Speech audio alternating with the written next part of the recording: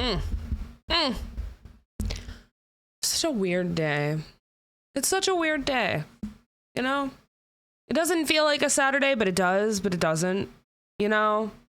Did I just wake up a couple hours ago? Yeah. Absolutely. What's up, dogs?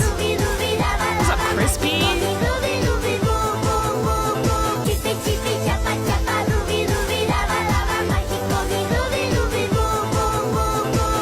Hell yeah.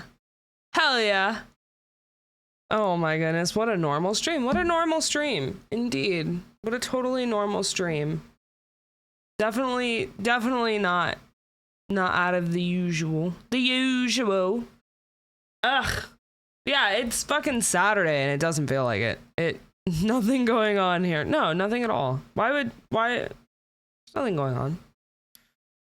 There's nothing going on at all. Why would there be? Why would there be something going on? There's never anything going on in this stream. It's just, you know, just an average day doing average things and such. Being average. Doing average things and being average. That's all we're good at here. Yes, sir. Yes, sir. Oh my God. Dude, there's so much going on this weekend that I want to go out and do, but at the same time, like, I don't. Okay, so I'm chronically antisocial in the worst ways, right? And what I mean by that is, like, there's like the Strawberry Festival. We have one every year. It's every Memorial Day. They do this big festival and they're like, it's strawberry everything. You can go and get like strawberry lemonade, strawberry pies, like it's just strawberry themed everything. And I always have a lot of fun, but this past couple of years, they haven't done it. They stopped doing it around COVID time and they just hadn't picked it up. So this is the first year in a while that they brought it back. Hi, Dizzy. Thank you for the lurk. Thank you for the lurk. It's the first time in a while that they've done one, but this year, instead of doing it out in the farms and stuff like they normally would, they decided to do it in touristy part of town and do it at the oceanfront. Now, the only thing that really sucks about that is, well, parking.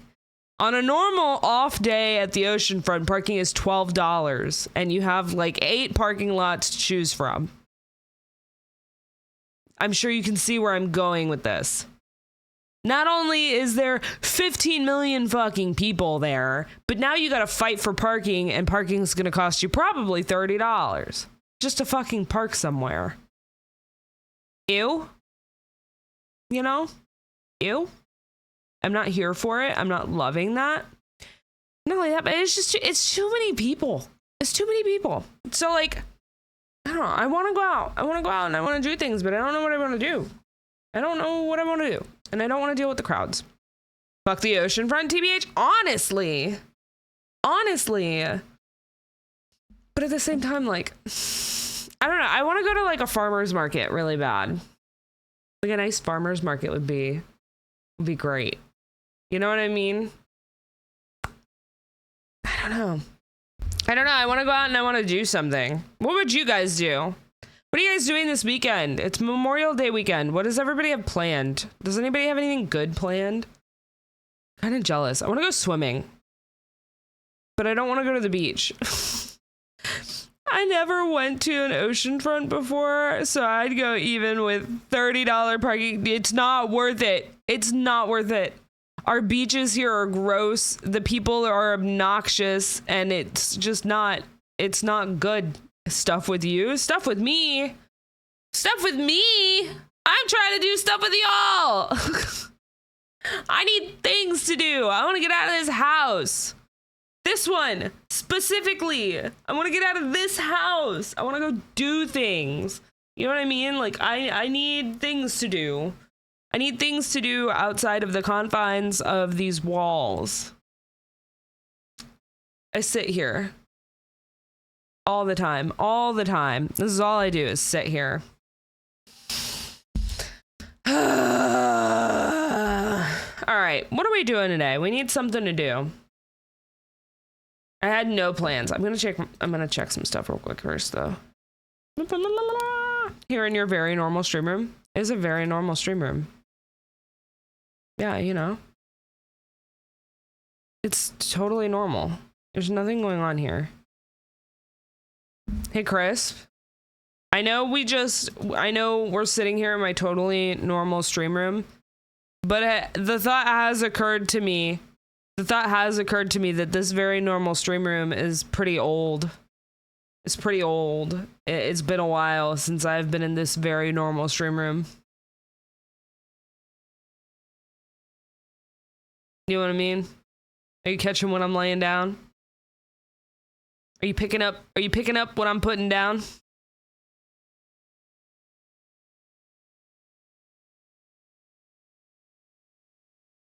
It is, but it's the only room where I had a good angle.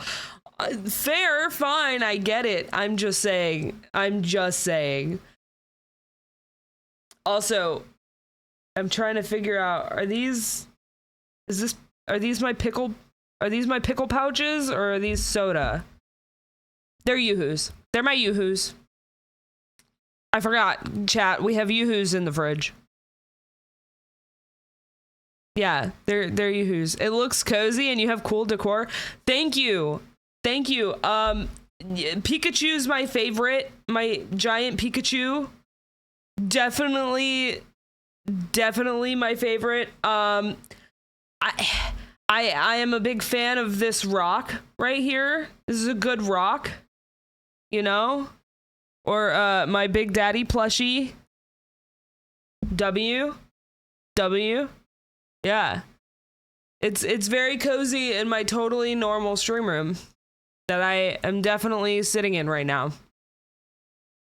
It's my favorite stream room, actually. It's great.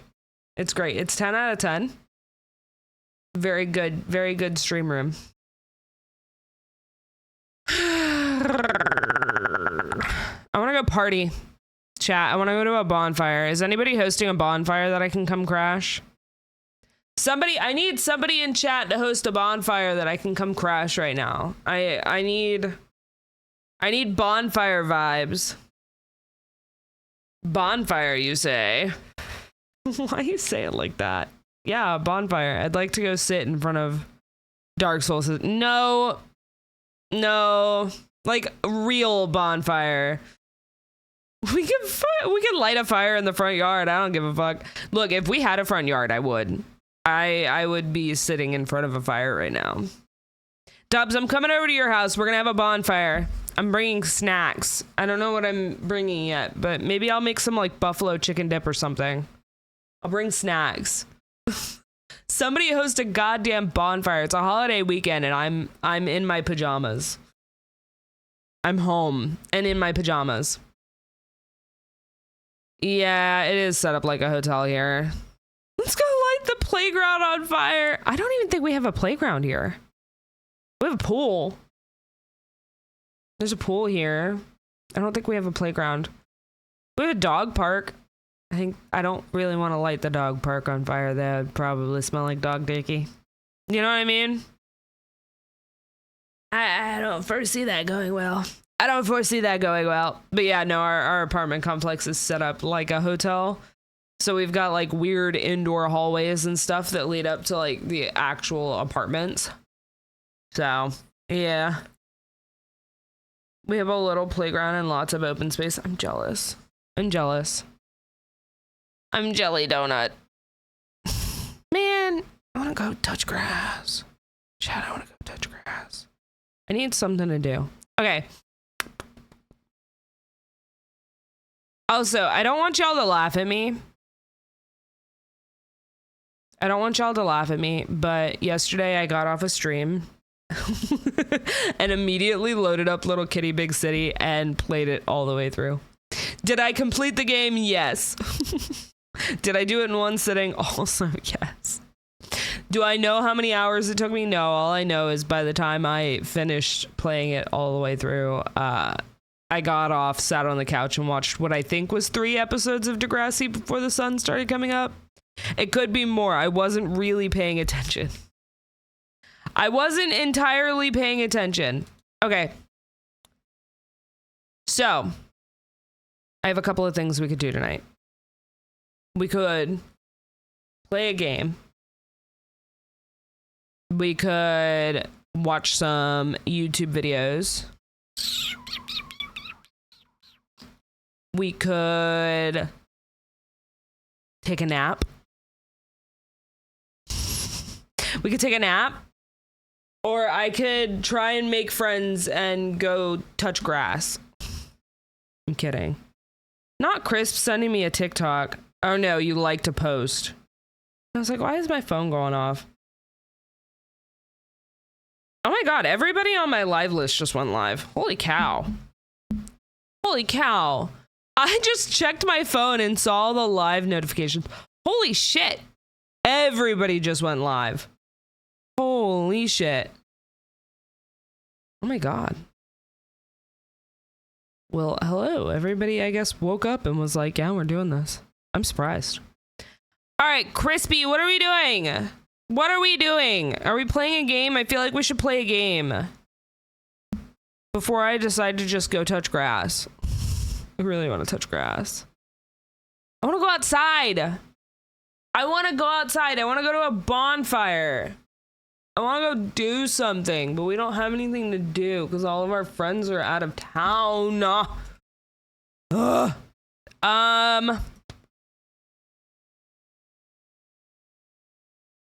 We don't readily available, but yeah, we don't have a readily available bonfire. We do not. We do not. We do not. We do not. We do not. We need to start looking at buying a house because I want a bonfire. I have 2 games that were recommended to me that are on my list of games to play. One is called Asylum and one is called Karma: The Dark World. With whose income? Somebody's. Somebody's income, not mine. Not mine. There is a higher end apartment near me that has a rooftop bar and bonfire, but screw those prices. Jesus Christ, I can't afford chicken nuggets. Valid. Totally valid. I kind of want to make coffee too. Like I feel like I need a sippy cup. You know? You feel me? You digging? You dig it? You dig it? I need a sippy cup. I need something to drink. Make that coffee queen. I need to figure out what we're doing. And Crumble Cookies is on the bottom of that floor, so that would be bad for me. Can I say something? Can I say something without feeling judged? Crumble Cookies is mid. Their cookies taste like they were made in a Play-Doh fun factory. They're not that good. The only thing that kind of saves Crumble Cookies is the icing. The icing's really, really good. Yeah. For the price of the cookies, they are mid. I would rather go to Walmart and get the same sugar cookies with the icing on top for $5 for a whole pack. It is $5 for a whole pack. Or hear me out. Hear me out. I could get like the ready to bake cookie dough from the grocery store and make chocolate chip cookies.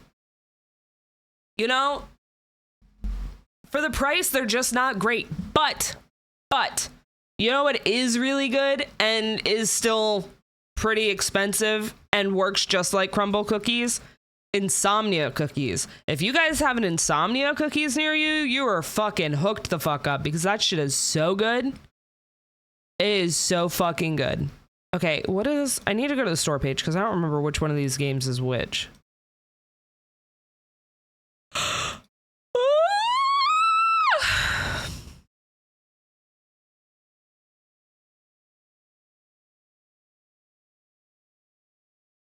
I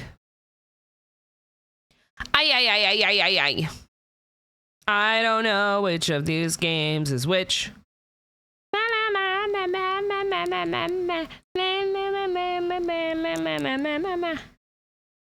Okay, one is a dystopian psychological thriller. The other one is, that's not what I meant to click. The other one is a supernatural horror adventure. So do we want psychological horror or do we want supernatural horror? How are we feeling tonight? I think it's one of those things you try once. I agree. Okay, so I'm not completely shitting on crumble cookies. If somebody was like, I'm gonna buy you and send you crumble cookies, I would be very excited. Very excited because it's still sweet. I'm just saying I'm not gonna go out of my way to spend $60 on 12 cookies that taste like they could have been made in a Play-Doh Fun Factory. I've had things made in an Easy Bake Oven that taste better. Also, Easy Bake Oven cooking stream when? Actually, pause. Where can I buy an Easy Bake Oven?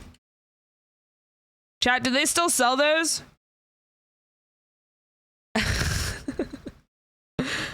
I feel like they had to have discontinued these, right? Can I buy them? See buying options. Holy shit! Oh my god, they're so expensive. Holy shit. Does it still come with the stuff?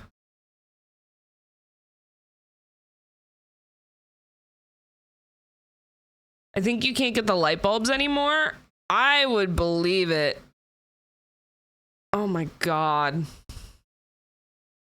Easy Bake Ultimate Oven Baking Star Super Treat Edition with 3 mixes for ages 8 and up.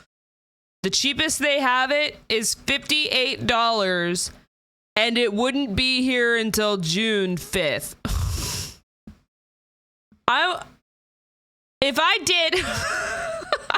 If I did an Easy Bake Oven stream, would you guys watch me bake stuff in my Queasy Bake Oven? Is that wrong? Would that be lame? I feel like that'd be fun. There's got to be a cheaper place for me to get an Easy Bake Oven. Do they not have baking kits anymore? Was this just like a childhood thing for me? They don't do this anymore? They had to have like stopped selling them. Hang on. We're going to the shopping tab. Okay. Wait, what is this on Walmart? They still have it? Can I not open? That's not what I wanted. Give me the actual page for it. Okay. All right. This is gonna make me mad. It's fine. $159 because it comes with a what? Sprinkles? Is it the sprinkles? Why are they so expensive? I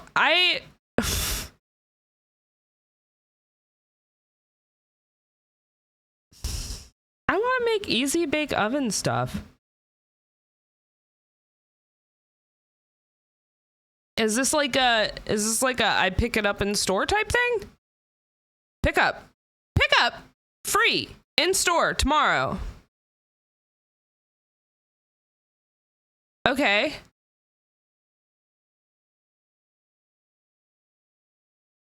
What all does it come with?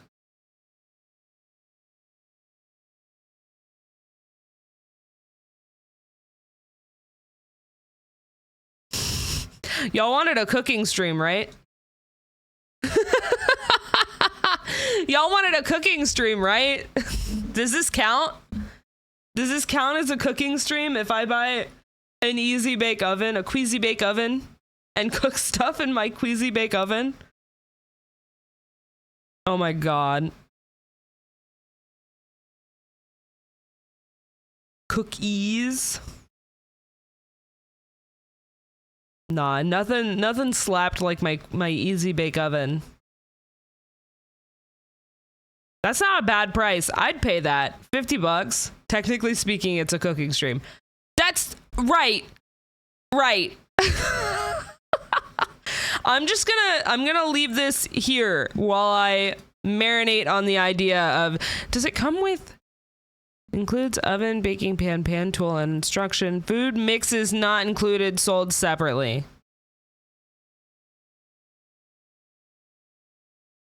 We're just gonna put that in the cart so I don't lose it. Hang on.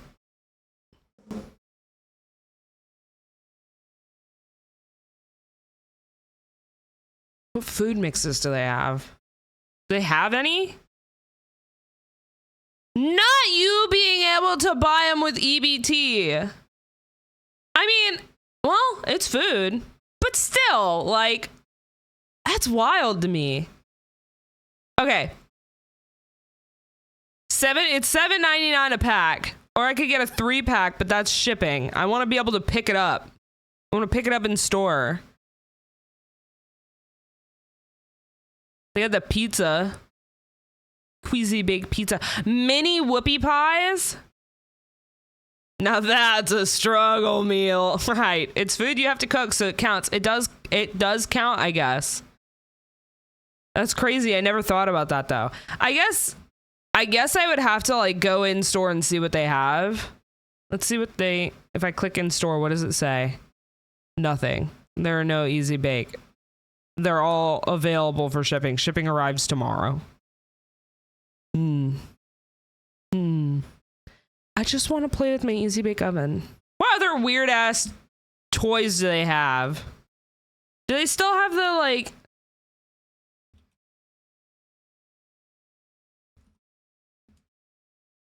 do they have the little gummy makers?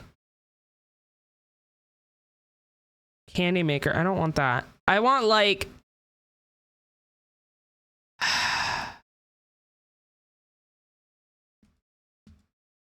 do y'all remember when we were growing up, like specific, I had one that was like, I had one where you made like gummy spiders and shit.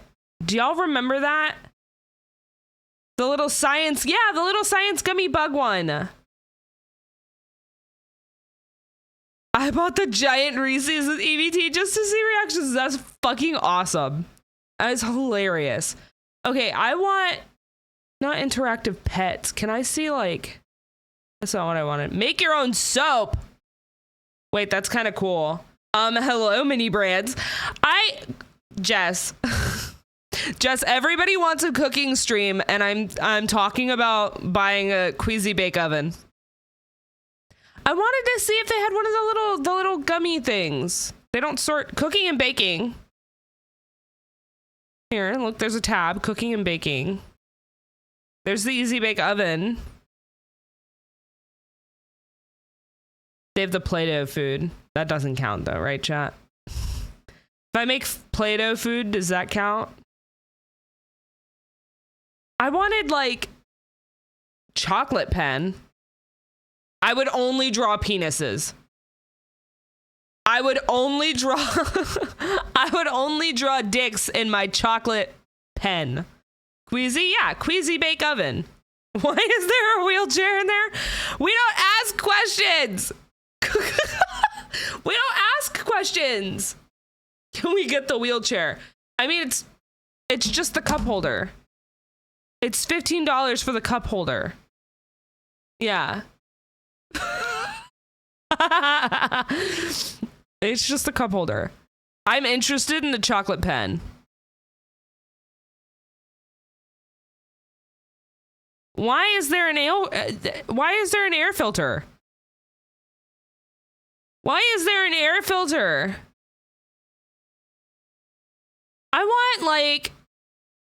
I really want an Easy Bake Oven. I don't want, this is all like Play-Doh shit. What happened to like the gummy kits? Do they not make those anymore? I feel like kids' toys have gotten boring. What happened to all the cool shit? Like I had a little perfumery that I had as a kid where I could make my own perfumes and shit. I used to stink up the whole house. Parents hated it. It was my favorite thing in the world. I had a little fountain that you dripped like fucking scents and stuff into, and it was like, I don't know how to explain it. It was weird. It was weird. It was cool. But where is the gummy creatures science kits? Do they not make these anymore? We should do a stream where we try to turn Lunchables into gourmet food. I'm so down. I'm so down. The little cupcake makers are fun too. What is it? What is this random shit? Cooking and baking toys in arts and crafts for kids. Body lotion. Fucking compression sock tool. What? Walmart. Walmart. Hello? These aren't kids' toys. Princess cakes. Okay, anyway. Okay, and then we're back to the easy bake ovens and a footrest. I have concerns.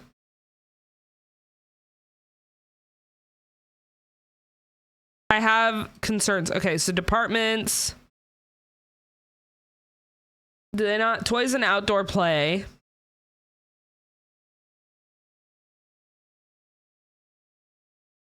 Would it be under arts and crafts? I feel like all this stuff would be under arts and crafts. Play sand, craft kits, jewelry making, craft supplies, paint, knitting, easels. I'm looking for, like, this is cool. Make your own soap. Where are all the sciencey, like... Okay, the terrarium thing's pretty cool, not gonna lie. I feel like we had cooler stuff growing up than they have now.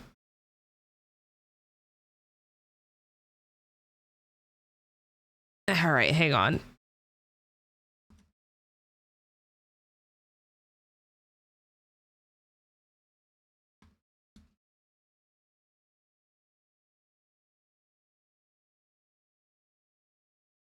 This is the Smithsonian stuff. I don't want this. That's what it was. Dr. Dreadful's Food Lab.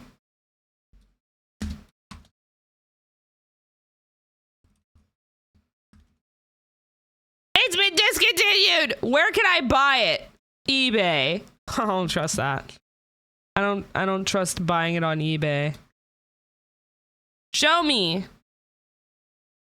See, this is the kind of cooking I want to do, chat. A weaving loom sounds cool. I feel like I'd fuck it up. This is what I want. $250. Yes, they stopped making it. It's vintage. Vintage 1994. That hurts. This hurts. 1994. Oh my god. Shock Topsy. Dude, bring back painful kids' toys. Bring back painful kids' toys.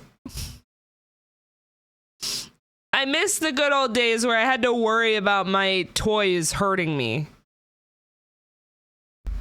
Do y'all remember the cartoon for this? Or not the cartoon, but the commercial? This shit was like the best. Hi, I'm Dr. Dreadful, and this is the Dr. Dreadful Food Lab. Makes lots of gross things, and then you eat them. Dr. Dreadful's monster skin. Care for a tasty tarantula? Fly? Cockroach? You can make swarms! And now magic powder, stir, like, and... Monster brains! Fruity! The Dr. Dreadful Food Lab this. Again and again. It's totally dreadful! Bring that shit back. Give me more. Give me more. We were at a peak. That was peak kids toys. Peak. And here we are. Here we are being lame as shit. What are these iconic toys? It's quiz. It's a quiz. I don't want to play the quiz. Just show me the toys. 100 iconic toys? Probably not. You only get 3 seconds to answer. Wow, so that's okay. Name that toy. Does that even count as a toy? I feel like we all It had is the one. radio flyer Little Red Wagon, introduced in 1917. Okay, listen, I want toys. I don't want a quiz. I didn't ask for a quiz. But see, this is the shit that I like grew up with. This specifically too. Logo, color change. And for some real creepy detailing, Goop FX, please. With more goops to choose from, Master Kenneth has perfected the art of bugging people. Father found the results shockingly realistic. Mother's patience was stretched to her limits. The maid had only glowing things to say. Hey, who? The butler did it. There's a goop for every occasion. This was peak. Bring back this shit. Bring back this shit. Like, what happened? We were at a peak for children's toys, and we lost them. We're not cool enough for them anymore. I don't know, man. I want this shit. I want this shit. Ugh. I will settle. I will settle for the Queasy Bake Oven. I won't be happy about it, but I'll settle. That's not bad. Hang on. Show me. Okay, so this comes with the mini whoopie pies, the pretzel party, the chocolate chip cookies, and the pizza.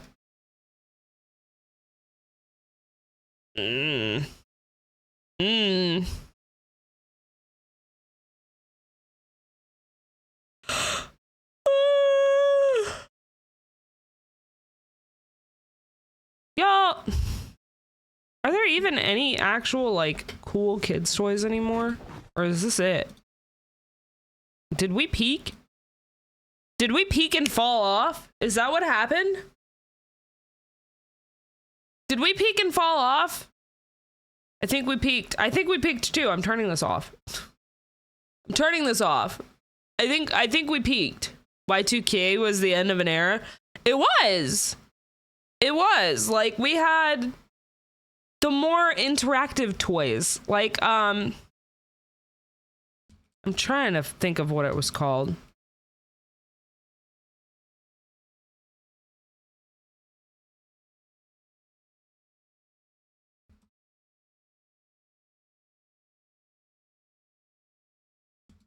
Damn. She's so hot. Smash high, Weepy. This is what it was. The Spa Factory fountain. Aromatherapy fountain. Hang on. If I could get my stream deck to agree with me. This shit. You had the fountain and then you had all the different aromatherapy scents and you would like make your own spa shit.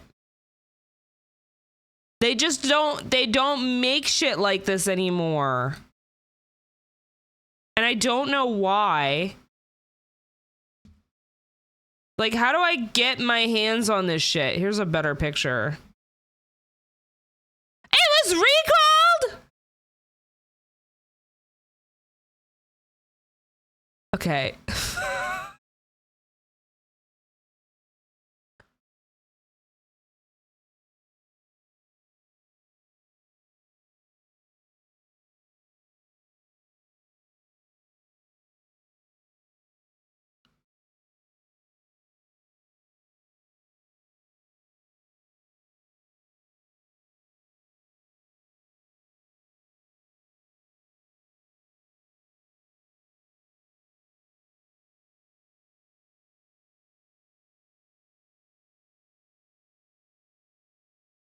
Okay, listen.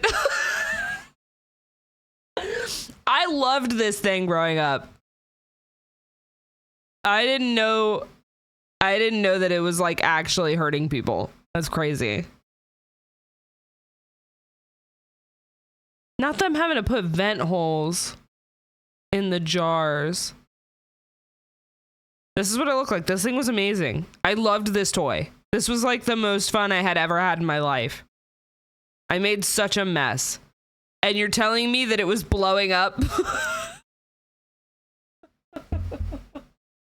I think the only toy Exactly. It just makes the bath bombs more fun, more bomb adjacent.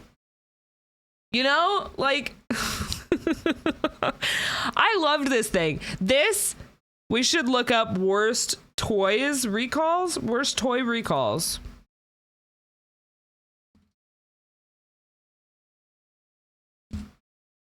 You think there's a YouTube? Hang on. I feel like there's probably a really good YouTube video. How did we get on this rabbit hole?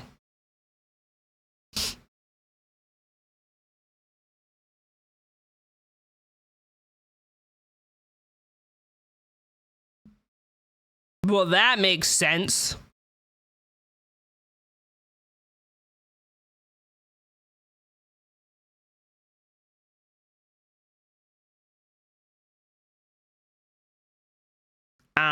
Let's watch this one. You're watching Top 10s Net, and in the video today, we're looking at the top 10 worst toy recalls ever. Listen, my favorite toys were not exactly as safe.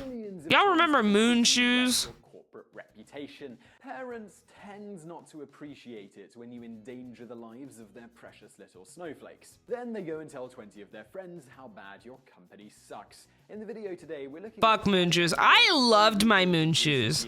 One wasn't technically recalled, but it's not something we'd recommend for your special little snowflake anyway. Enjoy. The top 10 worst toy recalls. Number 10.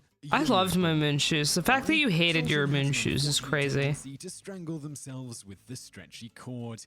The yo-yo ball looks like such fun. I had one of those. In the early 2000s. Unfortunately, there were more than 400 reports of near strangulation of little kids with a happy yo-yo ball.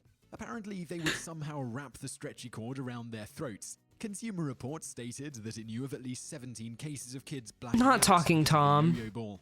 One girl almost choked herself to death with a yo-yo ball while performing the helicopter, swinging it over her head and then around her throat. After the incident, the Canadian and UK government said, "Screw this," and banned the thing. FYI, Yeah, if no, you I want never it strangled myself dangerously, either. You can still find a few on eBay. Number 9. Mattel toys. Why? Millions of Mattel toys were recalled because of dangerous lead paint and child-choking magnets. There were about 9 million toys from Mattel that were recalled in 2007 because of excessive Mattel lead. is the These brand toys that were makes cheap, Barbies and too, by the Chinese way. like to use very deadly and illegal lead paint on some of the toys they make. There also was a recall for some toys because of magnets used in the products. Apparently, they were easy for little ones to swallow and choke to death on. The Mattel recall came just after a Fisher-Price infant toy recall involving lead paint too. One child died from lead poisoning. Yeah, and dude. 20 needed surgery to get I feel like, all in all, a real disaster on the public relations. I don't know, man. Living life on the edge was more fun as a kid. Fucking aqua The toy dots. coating had a chemical that, after it metabolized, turns into a date rape drug. Yep, seriously. The Chinese sure can get themselves in some hot water. I In loved 2007, aqua US dots. safety officials had to recall over 4 million Chinese-made aqua dots because there was a chemical in them that made kids puke and then fall into comas when swallowing them.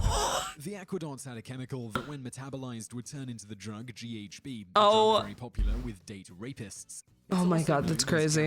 gamma-hydroxybutyrate. GHB in low doses causes a feeling of euphoria, and in high doses, coma and seizures. That's 3 crazy. kids in Australia were hospitalized from ingesting aquadots.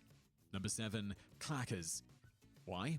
Look, you're swinging 2 heavy plastic balls on the end of 2 strings. Why do you think?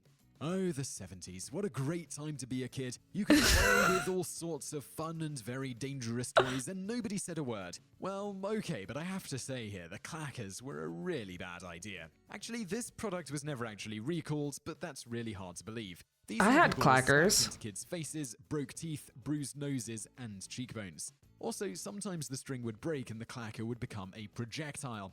Also, Oh my sometimes god. the balls shattered. It's There fine. were safety warnings galore, but no recall. These days you can still buy them. However, they are made from slightly safer shatterproof materials and nylon cords. I'm sure it's fine. There aside, I'm gonna pass on this one. Lame. 6. Easy Bake Oven. Why? Sometimes the Easy Bake Oven would easily bake the little one's hands. Easy Bake, a division of Hasbro, recalled about 1 million Easy Bake ovens in 2007 because children could stick their hands inside the opening of the oven. This would cause their hands or fingers to Okay. get stuck. Also, pause. The one I had the one I had growing up was metal on the inside and the outside. The whole thing got hot as fuck, right? And you could like, I have to find a picture of the original.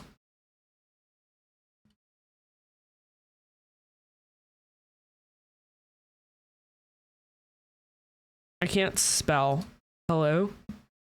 This is more similar to the one that I had.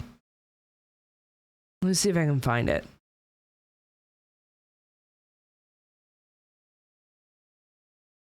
But like the whole front of mine opened up. Kind of like this.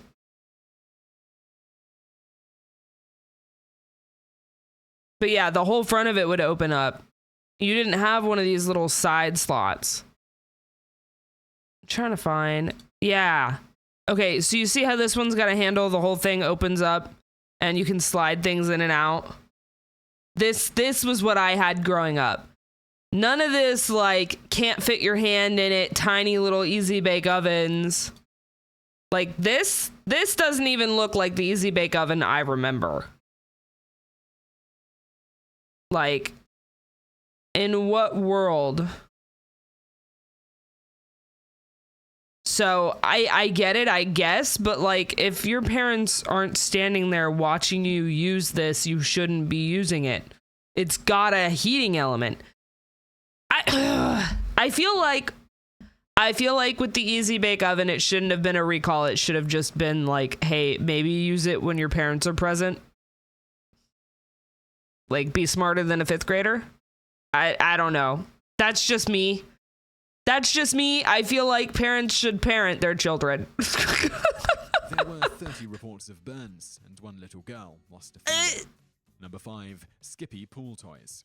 I remember these too. These days that is supposed to be used like a slingshot is a bad idea. Kids were supposed to launch the plastic fish across the water by pulling the tongue of the fish. It would sometimes break, and this would cause injuries to the hands and sometimes even torn fingers and thumbnails. Number 4, Hang 10 mini hammock. Why? This little kid's hammock would suddenly collapse and string your kid up like a marionette. Sleeping in a hammock isn't supposed to be a deadly pastime, but it was for 12 children between 1984 and 1995. The problem was that these little hammocks did not come with spreader bars to keep the hammock bed open. This meant that the child could get it twisted around his or her neck when getting in or out. Some children were nearly strangled to death, and at least one suffered brain damage. A total of 75,000 of grab their reboot cards is crazy. Yeah, I can see this being an issue. I understand this one. 3, Pokeballs from Burger King. Why? Took us a second to understand this one. Little ones could somehow stick half of the ball on their face and suffocate. Leave it to a kid to figure out how to do that. During the Pokemon craze in the 1990s, Burger King started to put Pokemon action figures in their kiddie meals. Great idea. What wasn't so smart was to stick the little figure in a Pokeball container. We still don't really get it, but several small children almost died when they somehow stuck half the ball to their face, covering the nose and mouth. We think that the 3-inch in diameter size was the problem here. It's hard to really blame Burger King on this one, but we do blame them for offering a free small French fries in exchange for the Pokeball to draw them back into the restaurant. 25 million of these fun little death balls were recalled, and that sure is a lot of free French fries. Number 2, what? Sky Dancers Flying Dolls. This is such a weird thing. Like, such a weird reason to recall something. Groins and so forth.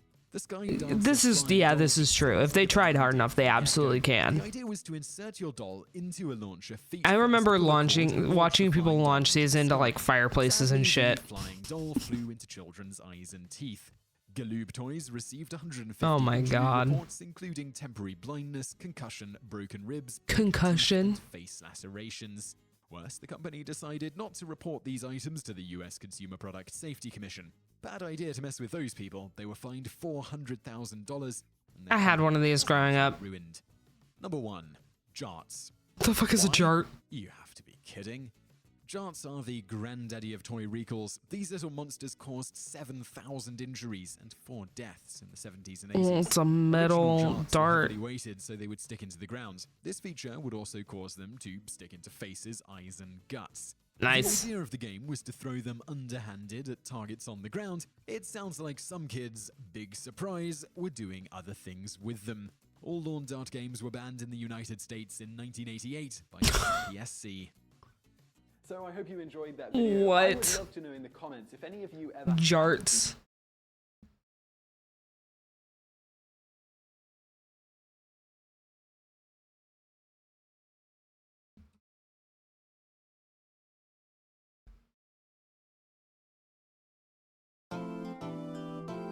I'm curious now. We're on a rabbit hole, and I'm curious. Millions of children's toys given out in Happy Meals, and 2 products found in millions of homes are also being recalled. The toy is a dart gun that was sold exclusively at Family Dollar stores. The problem? The darts are so small that they can get stuck in the throat and prevent a child from breathing. Fisher-Price announced the recall today after reports of more than 20 injuries. Now, also there's word of a separate... While the 80s was largely the era that toys became cool, and the 90s continued from that, the extreme period of the 2000s felt like a beta test in a lot of ways and in a lot of avenues.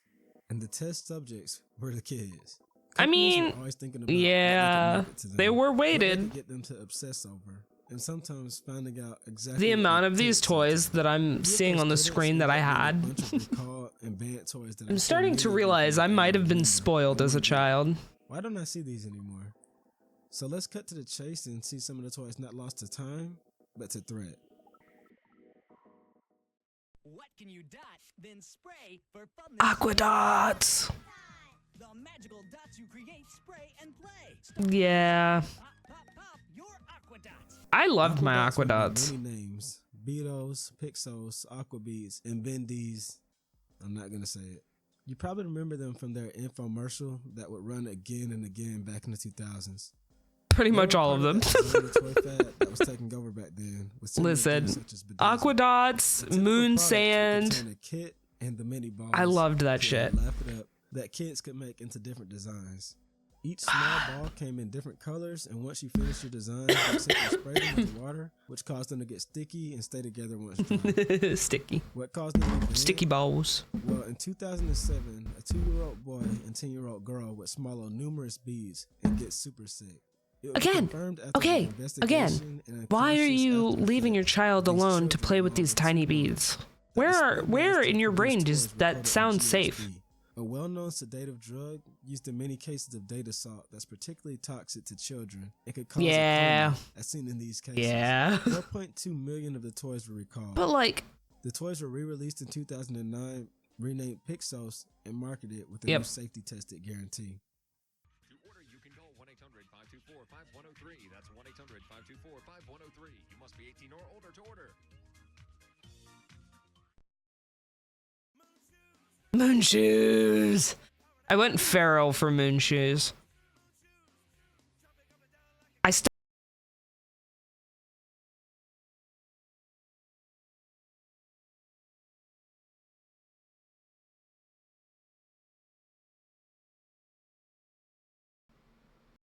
Hang on.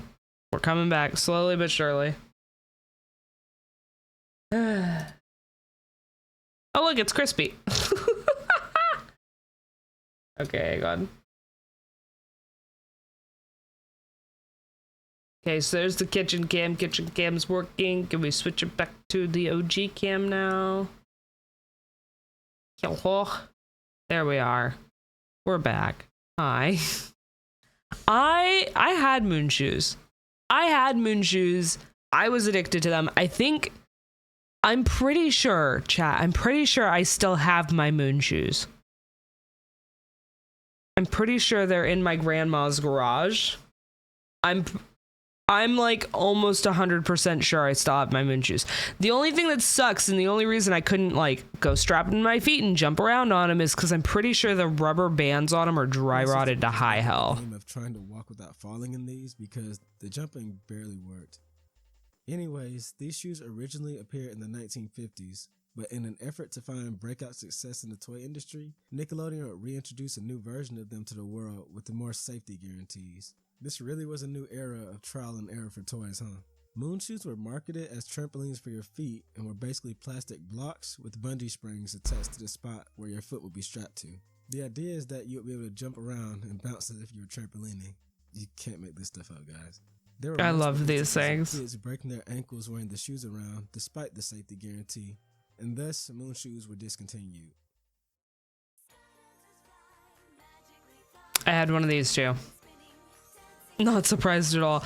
Listen, Sky dancers they were much like fun. moon shoes in the fact that they were originally released before the 2000s, but their popularity landed them in a new era. This very simple toy is most likely one you've seen countless knockoffs of. They featured a pull-string base attached to a doll that usually had foam wings. Once you pulled the string, the doll would go flying away from the base and spin around as it falls back down. As the years would go on, more and more injuries concerning sky dancers would be reported, with more than 100 cases of stitches, temporary blindness. There's nothing funnier though than the TikTok of them ripping the Sky Dancer base and it flying into the fireplace.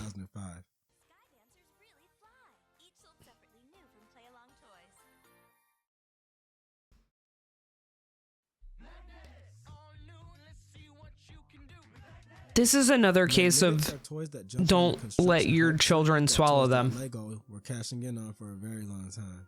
Releasing around 2005, Magnetics were I love these sets. A magnet-based building toy. Kids were able to use the various shapes to make different constructs. These were so much fun. They're one of the most popular toys of the year, and even I got in on the craze back then, despite being more of an action figure kid. They were one of those toys that you would get on Christmas, play for a day, and put away for your better toys. For me, they ended up just being used to build buildings for Godzilla to blow up. Anyways, in 2006, magnetic sets were recalled due to a child losing their life and others needing surgery after swallowing one of the magnets. The heel! What's up, Isaac?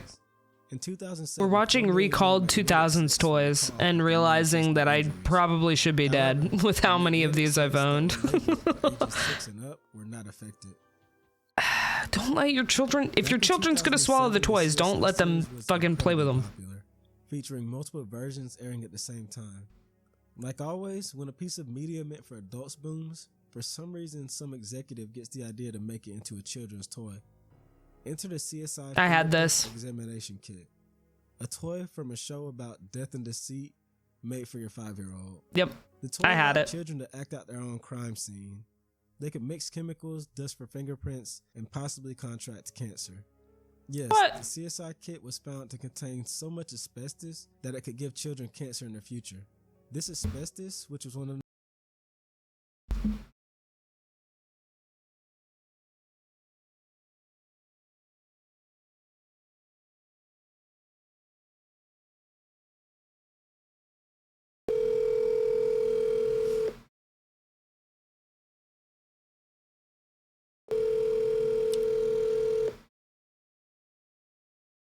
Yes. Hey mom, you remember that CSI kit, the play kit you got me when I was a kid?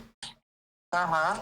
Did you know it was recalled because it contained high traces of asbestos? Oh. Yeah. I had no idea. Anyway, I saw that and I figured it would be cool for you to know that I had a toy that had asbestos in it. You're welcome. Thanks, Mom. I love you. What do you do to make your childhood more memorable? Apparently, we're watching a video on all the recalled toys from the early 2000s. Apparently, half of the toys that you've bought me in my childhood could have apparently killed me.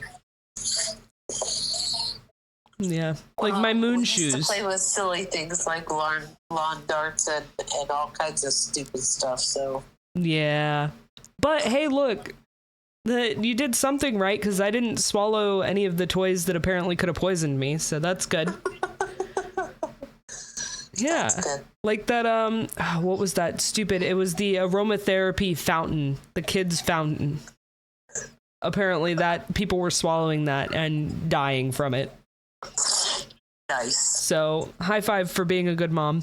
Anyway, all right, that's all I wanted. I love you. Good night. Good night, Mom. Enjoy yourself. Wait, you're not going to Nana's tomorrow, right? No. Okay, cool. No. Okay, that's all I wanted. Love you. Bye. Bye. I had to tell her. She had to know. She had to know that she could have given me cancer. Right. Mom, on the phone, you guys heard her.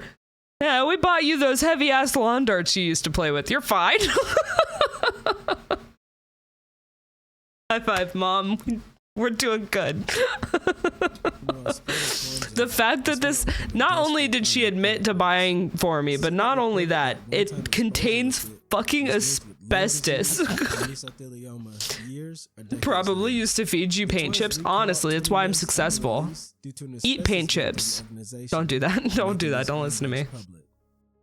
Oh my god, that's crazy. I'm pretty sure she still has that at her house.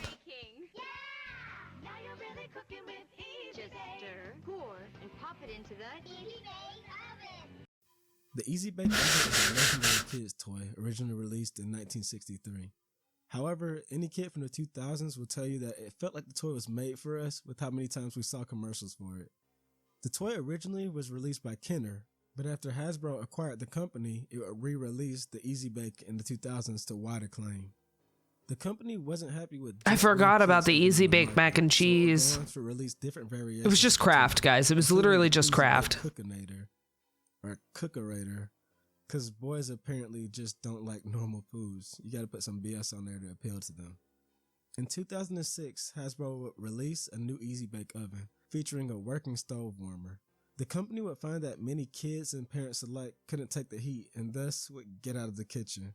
This was due to the new design raising safety concerns. Yeah, yep.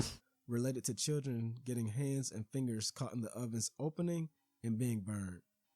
77 children were reported to be burned, and an additional 249 had fingers or hands caught in the oven. 1 million of the ovens were recalled, and Hasbro was sued for $1.2 million, which is $1.8 million when adjusted for today's inflation. Hey, kids love the Burger King Big Kids meal because it's got more food. And now when you buy one, you can get them something else they'll love. Limited edition 23-karat gold-plated Pokemon trading cards from Pokemon the first movie. In 1999,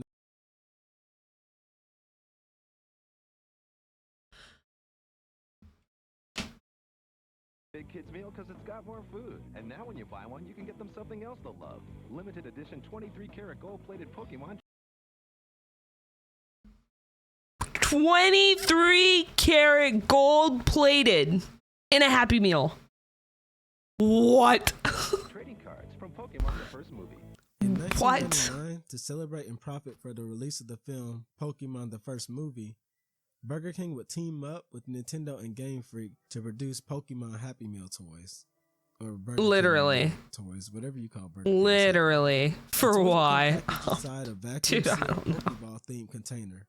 It was found that either half of the ball could be used to create a vacuum, which is especially dangerous when attached to the mouth and nose. Bruh. So you know I'm going with this one. It's like, do y'all remember when the Kardashian thing was big and you did the lip challenge and you were... In 2000, another would be a victim of the kids' meal toy and pass away. That's all they did. They sucked on it. Burger King will recall over Also forgot I had candy that I just threw all over my desk. Chat, somebody put me out of my misery. I just made a mess. Or destroyed. The That's parents fine. of the suffocation victims would sue the king and be paid out for a monetary settlement. Burger King and the U.S. Consumer Mm-hmm. Commission want you to know about the voluntary recall of the Yeah. Pokeball. The ball may pose a suffocation hazard to children under 3. Throw the ball away or return it to Burger King. The safety of your child is of the utmost importance to us. Is your scooter tough enough for this? Dude, those things used to hurt our fucking ankles. The amount of times I whacked my ankles with this thing. What shut up about the original Razor scooter? Metal frame, color choice, light up wheels. It had everything that was cool about the era in one package. Yep. It was basically the hoverboard of the generation, and just as many kids would be seen falling off of them, if not more. The Razor scooter would eventually send 110,000 kids to emergency rooms in the year 2001 alone. This was due to reports of the handlebar wheels on the contraption breaking and bending, resulting in multiple injuries, including broken arms. They were immediately recalled along with various other electric scooters of the era, including ones from Mattel and MGM. Razor had one of the these. same issue in 2024, resulting in another recall, so I guess history repeats itself. I had no issues with mine. Look out, they're back. The Kerbangers are back, and Smitty's has them. They're the original Kerbangers, and they're guaranteed safe for play and unbreakable, so they'll never chip, peel, or shatter. Clackers, kabangers, or whatever you want to call them, are one of the most obviously dangerous toys out there. While they first gained popularity in the 1960s and 70s, they returned for a final time in the 2000s. Namely, the Kerbangers version package featured a guaranteed safety message. Yeah, that was a lie. First of all, we've all seen what Joestar can do with these. So oh no. Dumb kid, right? But that's not the only issue. The original version's balls were shown to be... sorry, I almost laughed at that. The original version's balls were shown to be able to be shattered or cracked. No. No. Balls flying all around the place. Oh my god. I've heard of busting balls, but this is ridiculous. Not the Crypt Keeper. Chat. Okay, I'll stop with the bad jokes. Mm-hmm. The toy was re-released in the 90s and 2000s with a new design. And the plastic ones. Due to the removal of the strings, but they were still pretty harmful and reportedly led to many injuries, and many teachers realizing they were pretty effective weapons. Dude, right? Dubs, that would be so lit. They were banned from many I used to love the Crypt Keeper. That was like my show. Super Soakers! Finally, the battle for super Dude. supremacy has begun. Back when they were the only real kids' gun toys, Nerf wasn't playing games. The Super Soaker line was the one, and the big dog was the CPS 2000 Mark I. Yeah, that thing hurt. Not to spray at anyone's face. That thing fucking hurt. Powerful firepower of the 25X nozzle, which allowed it to shoot at a crazy range. Rumors quickly spread of a kid getting his eye shot out by the water gun, though this is most likely untrue. Despite the rumor being untrue, Hasbro will eventually discontinue the toy, resulting in basically a soft ban in 2002. This is most likely the result of parents not buying them for their kids due to the rumors. A tale of Nope, we had those. Those fucking hurt. Those and the Nerf, the electric Nerf ones that shot out the plastic balls. Or they were foam, but the big foam balls, that shit hurt. I had one of these too. Dog that would eat plastic food and poop a plastic turd. Yeah. To specify. Yeah. In 2007, the toy was preemptively recalled, not due to the poop, but the pooper scooper accessory, which contained a powerful magnet. Bruh. The set was pulled because, you guessed it, Mattel feared the magnet coming loose and possibly being swallowed by children. Dog. I had this. The 2000s were Did I eat the poop? No. I also had a lot of these toys. It was an era where companies were so desperate to find the next big thing that they often rushed products to market without considering what was in these toys and how stupid kids could be. He took the cap off of the gun and made it a little shrapnel. Oh no! Dude, they were so much fun. Something hits different about having been through such a wild time for the toy industry. Especially now. The toys were just cooler. Tablets and slime and blind bags. So, did you play with any of these? I played with all of them. What did you think of them? I had all of them. Trouble or hurt yourself with anything like the Razor scooter or Moon shoes? And I look, I will proudly say I played with all of them and I'm alive. Toys that you guys know about that I didn't talk about here. Once again, thank you so much. I got a lot more videos. That's crazy. Feel free to subscribe, and I will see you hopefully next time. The next video is gonna be a banger. The next video is gonna be a banger. I believe it. I believe it. Controversial recalled toys. Show me the controversy. Welcome back to my channel. I don't care who you are. Show me the toys.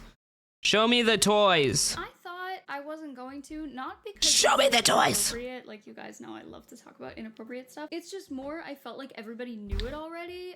But then I was doing research for this video, and Louis looked over my shoulder, and he was like, "Why do you keep looking at this picture of a Tarzan toy?" So I'm like, okay, maybe not everyone knows this, so I will be talking about it today. This is a great one to start with because it's more yes. You're gonna shoot your eye out. Yeah. Being inappropriate and not like being physically dangerous. Although they were the best, dude. The dangerous toys were more fun. Tarzan was an action figure released by Mattel in 1999 to promote Disney's Tarzan. The gimmick here was that Tarzan was supposed to repeat what you say into the little recordy thing, which is a fairly common mechanic, but this was not the issue here. The issue, for whatever reason, when a certain button was pressed, Tarzan's arm would go up and down. I don't even know if I should do it. it would go up and down. It was probably supposed to be like this. While he was doing this, he would like scream.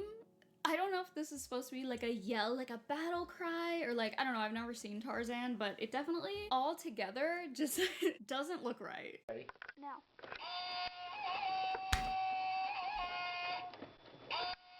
Clearly, whatever they were going for was not how it came across.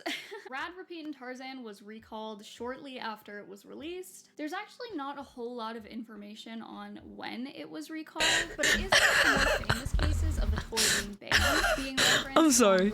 I'm sorry. I'm sorry. in an Ellen episode. This is just one of those toys, probably the biggest example of this. Oh my God. I'm like, how many people did this go through? Like, you have designers, then you have production, then you have people. How many people saw this toy and they were like, yeah. Oh my God. Like, not one, or maybe they did and people were just like, no, it's fine. Rad Repeat and Tarzan is often sold online nowadays for around $60. This is something So we could buy it. over quite a bit in this So we could video. buy it. Like last time, a toy being recalled or banned automatically makes the toy like 10 times more valuable. Oh, because yeah. they're rare. Not everyone got I their don't care hands that on it's them, rare. and I it's want just it because worth what? What are we drinking today, you guys? I already had my coffee, so I have nothing to swirl around. I have my water.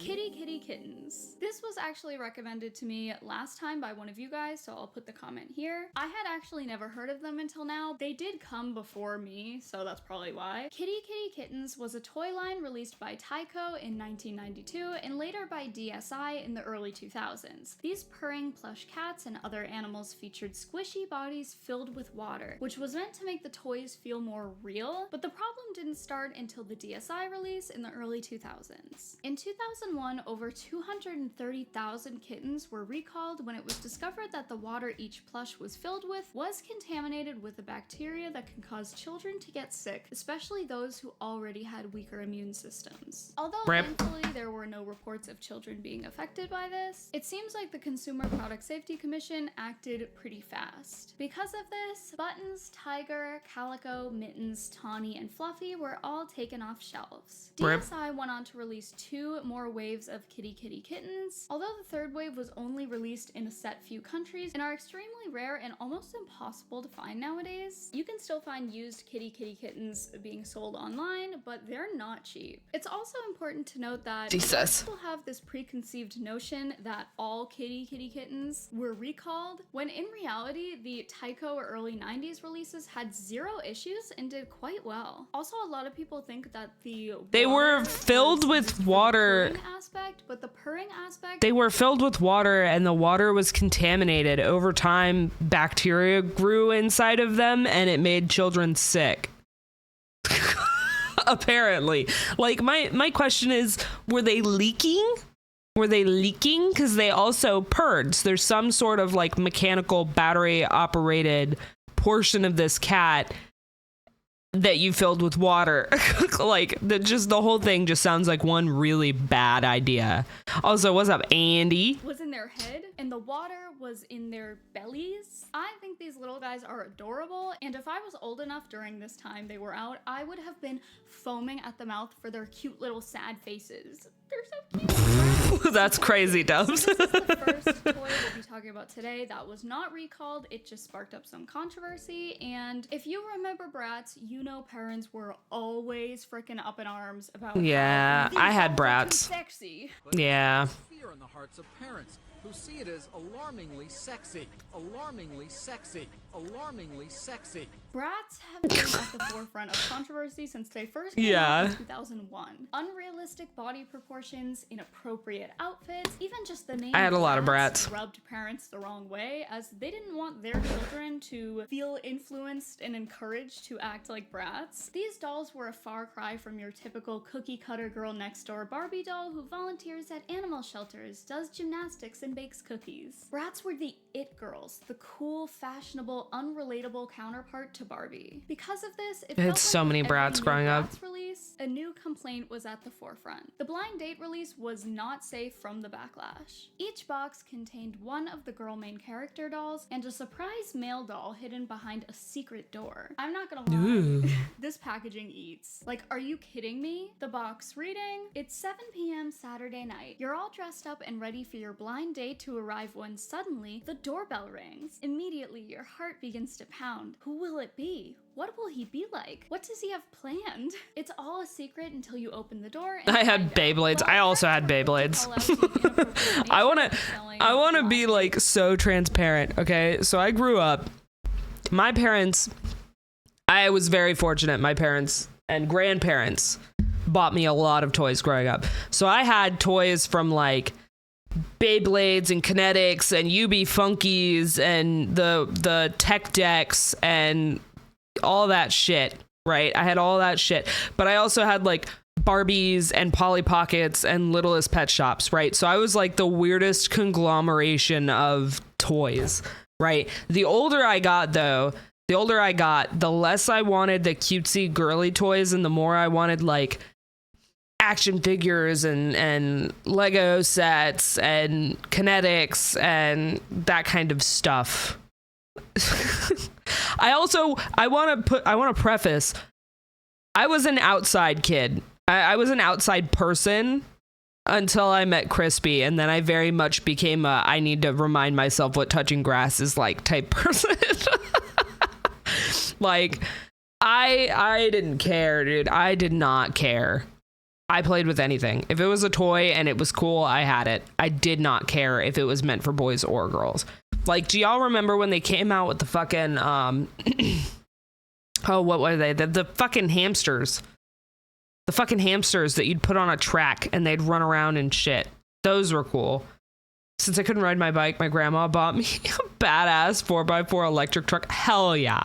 Hell yeah. Hell yeah. I had a Jeep. I had one of those electric Jeeps. I thought they were so cool.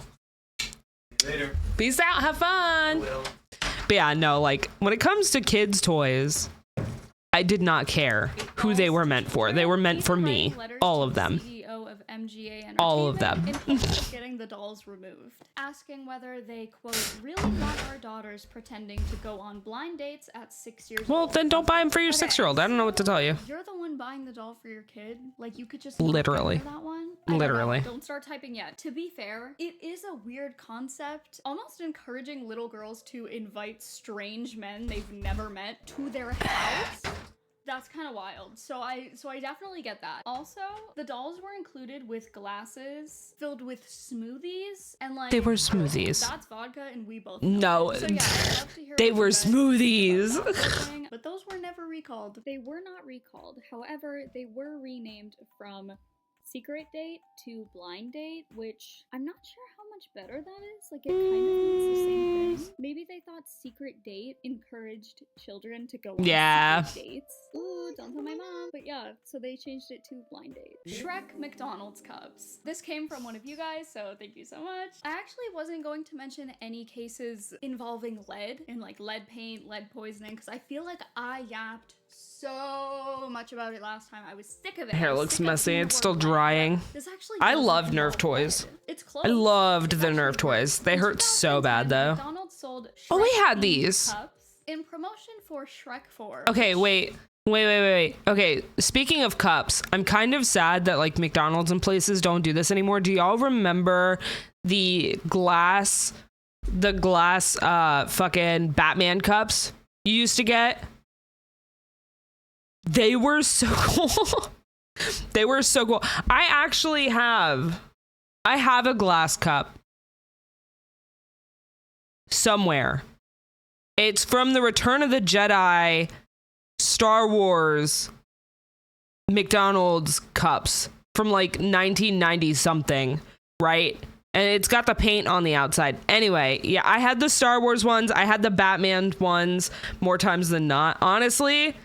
Don't kill me. I totally forgot existed. What nobody saw coming, though, was one of McDonald's biggest recalls. The Goonies. Oh my god. 13 million million cups from being sold. I'm not Lead surprised. wasn't the culprit today, but its more dangerous sister, cadmium. Why? Ooh. Well, ironically, Yeah. companies in China were told to stop using lead, and I don't believe they were told to not use cadmium, so they were like, eh. But what they didn't know, or maybe they did, I don't really know, was that cadmium is just as bad, if not worse, than lead. Cadmium was used as a pigment for the paintings on the cups, but this was extremely dangerous. What are you doing? As simply touching I this would metal sniff that means first because I smelled it yesterday and it and smelled kind of weird. That's why I made you buy milk today. It could cause damage to the liver, Huh? kidneys, and the nervous system. Oh, okay. I'm just saying. Thankfully, though, no incidents were reported. Supposedly, a third-party lab actually tested the cups and found that the toxic metal levels were actually within legal limits. So McDonald's actually could have been in the clear, but they decided to stay on the safer side and just pull them all together. They even offered valid. a $3 refund if you return the cup, and I Aw, believe that's the nice. original price was $2, so we actually got an extra $1 out of it. So I do think this was handled reasonably well for the most part. Obviously, it's not great that they ended up in homes in the first place, but I've just read I would have kept the damn cup.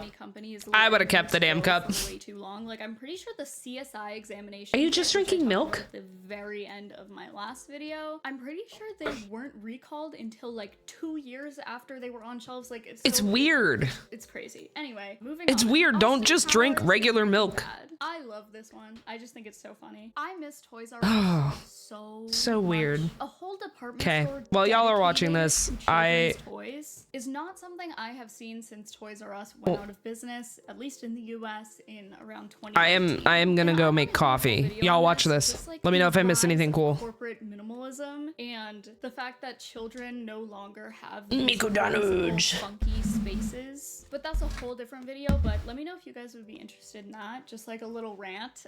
However, back to the point. In 1999, Toys R Us found themselves in some hot water when an outraged parent complained that on a trip to the store with her 11-year-old son, he picked up an Austin Powers doll in underwear who repeated outrageous phrases from the movie Austin Powers, The Spy Who Shagged Me. The phrase in question, "Do I make you horny, baby?" Did I do it right? After this, her 11-year-old son repeatedly asked, what does horny mean? Officials at Toys R Us headquarters claimed they believed they were receiving a fully clothed doll that was more toned down. McFarlane Toys stated this specific toy was only supposed to be sold at record stores and novelty shops, catering to an older audience. So it pretty much seemed like a misunderstanding on everyone's part, and Toys R Us asked all of their stores across the country to pull these off of shelves. But this won't be the first time something like this happens. In 2014, parents were shook when Breaking Bad Walter White toys started popping up in stores and on the Toys R Us website. So this was no mistake. Breaking Bad, a show solely about meth, making meth, selling meth, throwing meth. It's not the first TV show you'd think about selling merchandise for to children. The show was also rated for mature audiences, so a small child walking around Toys R Us probably wouldn't even know what they're looking at, which I can't imagine is great for sales. However, Toys R Us did clarify that they were actually placed in the adult action figure section, which I actually didn't know existed. I think because last time I was at Toys R Us, I was a very small child, and like, I don't remember the layout, but I kind of didn't know that was a thing. So if that's the case, I guess I don't really see the problem. But parents were up in arms, specifically a mother from Florida who made a petition in hopes of getting the toys pulled from shelves, eventually getting over 7,000 signatures. Quote, "Parents and grandparents around the world shop at Toys R Us, online and in stores, with their children and should not be forced to explain why a certain toy comes with a bag of highly dangerous and illegal drugs, or why someone who sells those drugs deserves to be made into an action figure." I don't know why that's so funny to me. Please sign to join me in asking Toys R Us to stop selling the Breaking Bad dolls and return to the family-focused atmosphere for which they are known. But again, Toys R Us shot back via NBC News, basically saying the box says 15+ on it, and again, they were placed in the adult action figure section. But it doesn't end here, okay? Bryan Cranston, aka Walter White himself, tweets, Florida mom petitions against Toys R Us over Breaking Bad action figures. I'm so mad I'm burning my Florida mom action figure in protest. I love that, man. But ultimately, Toys R Us did decide to pull the Breaking Bad toys from stores. So what do you guys think? Rollerblade Barbie. Up next, a classic case of just a dangerous ass toy. I don't know who thought of this, and give me 14 of them right now. The Roller Barbie Flicker and Flash, released in 1991. The doll's rollerblades came with an effect in order to make it look like she's skating really fast. That effect, you may ask? Sparks. Like actual sparks. Like what happens before a fire starts. Sparks would fly. Like, I don't know. I know this is the early 90s, but like you guys can't tell me you didn't know fire safety, okay? Like I feel like that is like the most basic of all basic PSA things. Like stop, drop, and roll. Like, hello? This, of course, sparked quite a bit of controversy, with a user vividly remembering a local news segment taking place in a garage and saying, quote, "What if your child is playing with Barbie and she rolls over an oil spill and lit the thing on fire?" It's quite literally as simple as that, and I'm shocked that I don't believe any incidents happened from this. Many fans reminisce on how the skates smelled, probably of smoke. Probably smoke. And now the Rollerblade Barbie sells for around $200 online. Poopsie Slime Surprise. There's always one toy in these videos that I am so uncomfortable talking about. How on earth did we go from MGA doing Bratz to this? I hate where we're going. I hate where we're going. It's the kind of toy that feels insulting to children's intelligence. Poopsie Slime Surprise Unicorns. What the fuck is this shit? What did I come back to? So many times in one video is a toy line released in 2020 by MGA Entertainment. Released in 2020 is crazy. Unicorn unboxing literally had me so overstimulated, you guys have no idea. First, you get a surprise unicorn who comes with its own outfit. I'll also start this off by saying they're not cute. Like at all. You then force feed it glitter and a frappuccino, which it will then piss out. Then you add activator and it makes the unicorn shit into slime. And then, because we're not done yet, you get your very own shit-shaped keychain, which the slime can then be stored in. Holy overstimulation. Like, I don't know why. Like, it's just, it Who would like want that? Kids have no attention span these days, and that is not their fault. It's us. We did it because of the internet and kids having iPads and literally having notifications because everything is like, they can get anything at the freaking snap of a finger. Like, okay, tiny rant. Something as small as having to wait to watch your favorite episode of SpongeBob, that doesn't exist anymore. And I know I sound crazy, but like it doesn't. That is something so needed in development, is having to be patient and wait. If you missed the time SpongeBob was on, sorry kid, you're just gonna have to wait until the next day or whatever. Or like, SpongeBob isn't on yet, so we have to sit and watch something we didn't really feel like watching. Think about all the shows that you never really wanted to watch, but you watched because you were waiting for something better to come on, and then you actually ended up loving the show you were watching. That doesn't exist anymore. That doesn't happen because of streaming services. Okay. On this note, I never watched. But I'm just saying this is. I never watched Degrassi when it first came out. I am currently binge watching Degrassi because I'm curious. I saw one clip. One clip. Shut up, you're pissing me off. Shush, stop. I can't think when you're throwing glitter in my eyes. No, like, I saw one clip of Degrassi on TikTok, and now I'm binge watching the entire show because I've never seen it. I've never seen Degrassi. I feel like that is a rite of passage that every kid had but me. Like, what?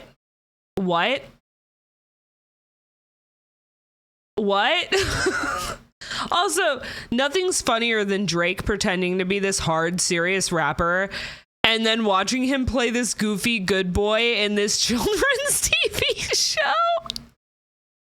Like, what?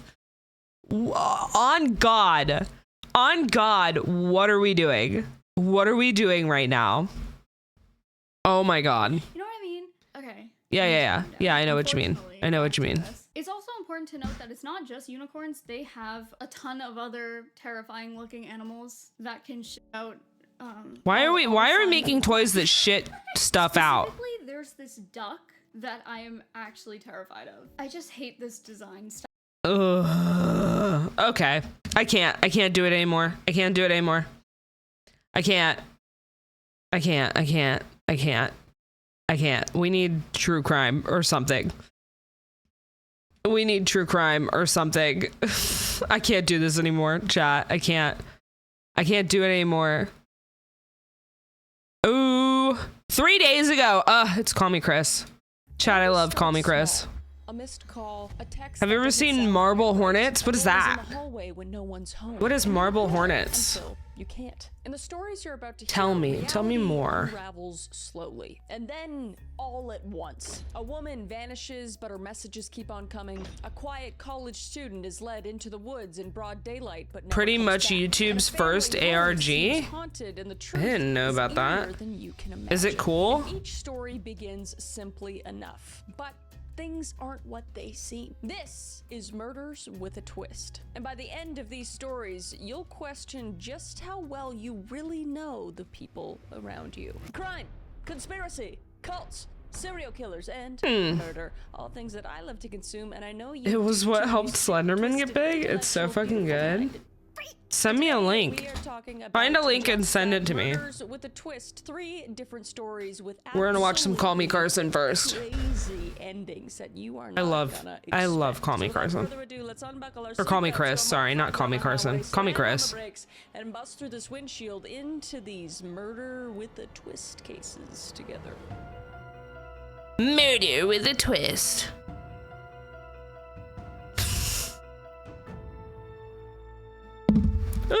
I'm throwing things, chat. I'm throwing things.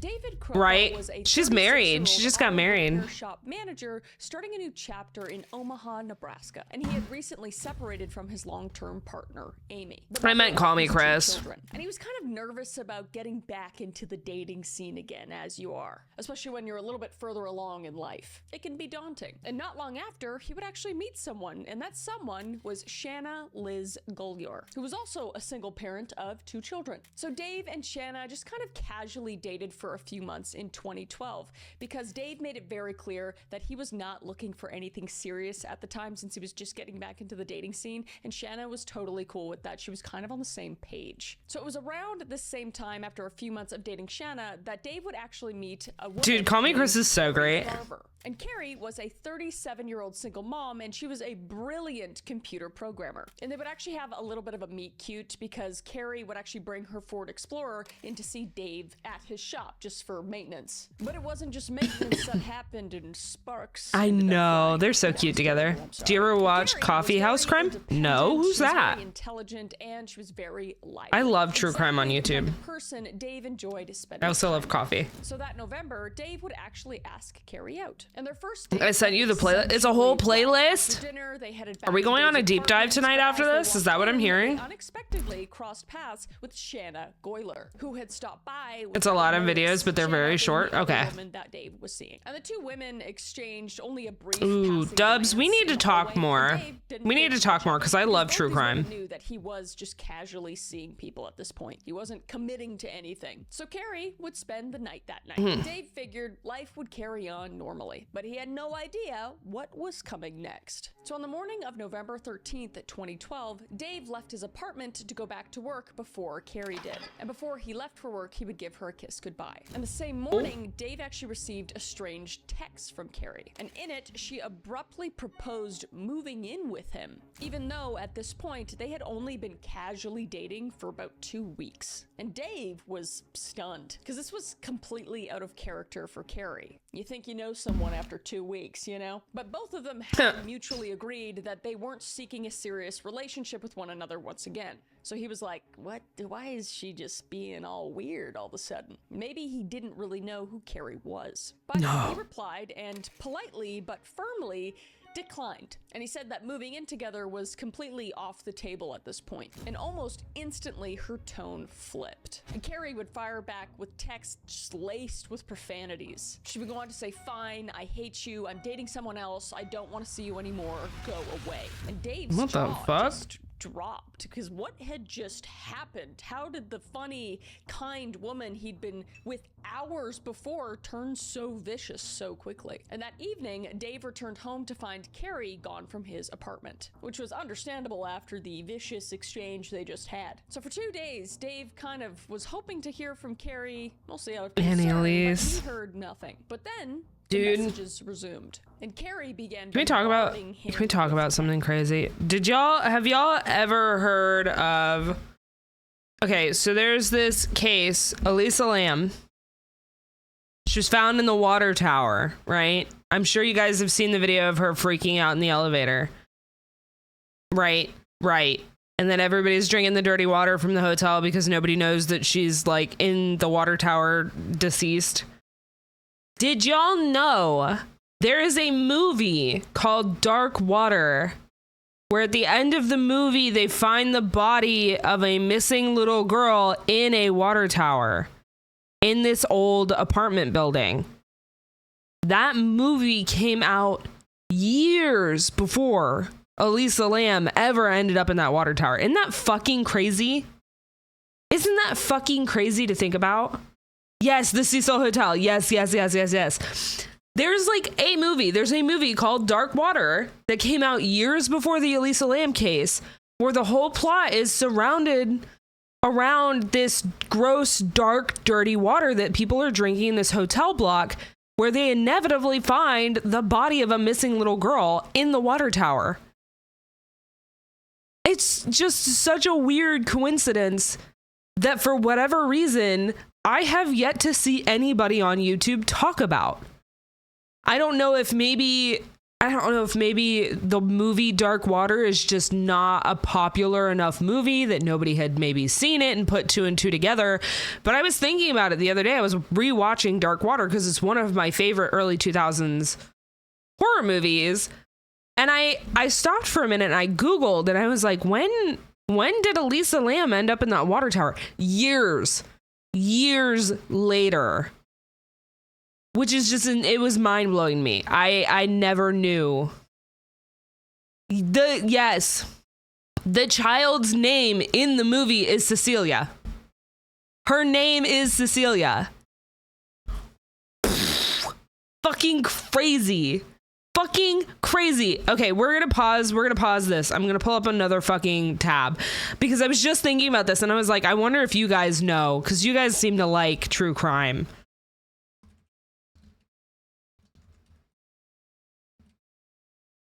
We need to take a moment. We need to take a small moment here to rewatch this because it's fucking crazy to me that nobody ever put 2 and 2 together. I have yet to see a single video on it, but it blows my mind the amount of coincidences between the movie and what happened. The perfect place to live. Just perfect. We have so much unpacking to do. You're gonna love it up here. We're 2 blocks from the school, which is one of the best in the city. And wait, sweetie, don't run. And the elevator scenes, because the elevator gets weird. Just like in the Elisa Lam case where she's freaking out in the elevator and making faces at something that we can't see. It's just fucking weird. The whole experience is so fucking weird.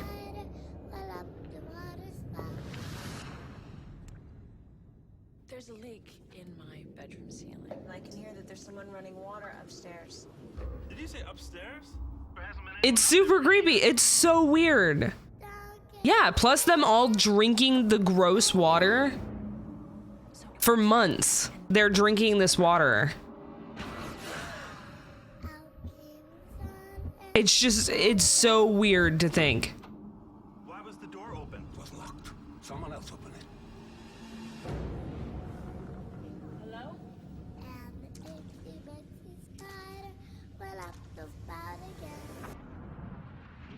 It was such a good movie.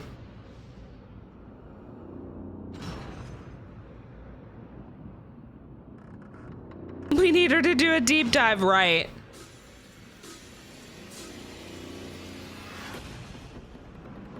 And there she is, looking into the water tower.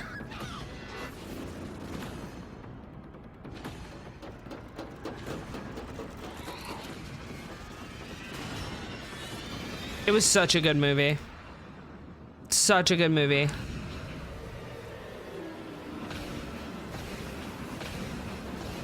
Yeah, nobody thought anything of drinking the dirty water for weeks. Okay.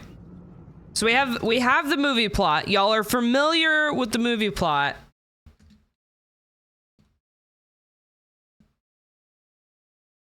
We're gonna take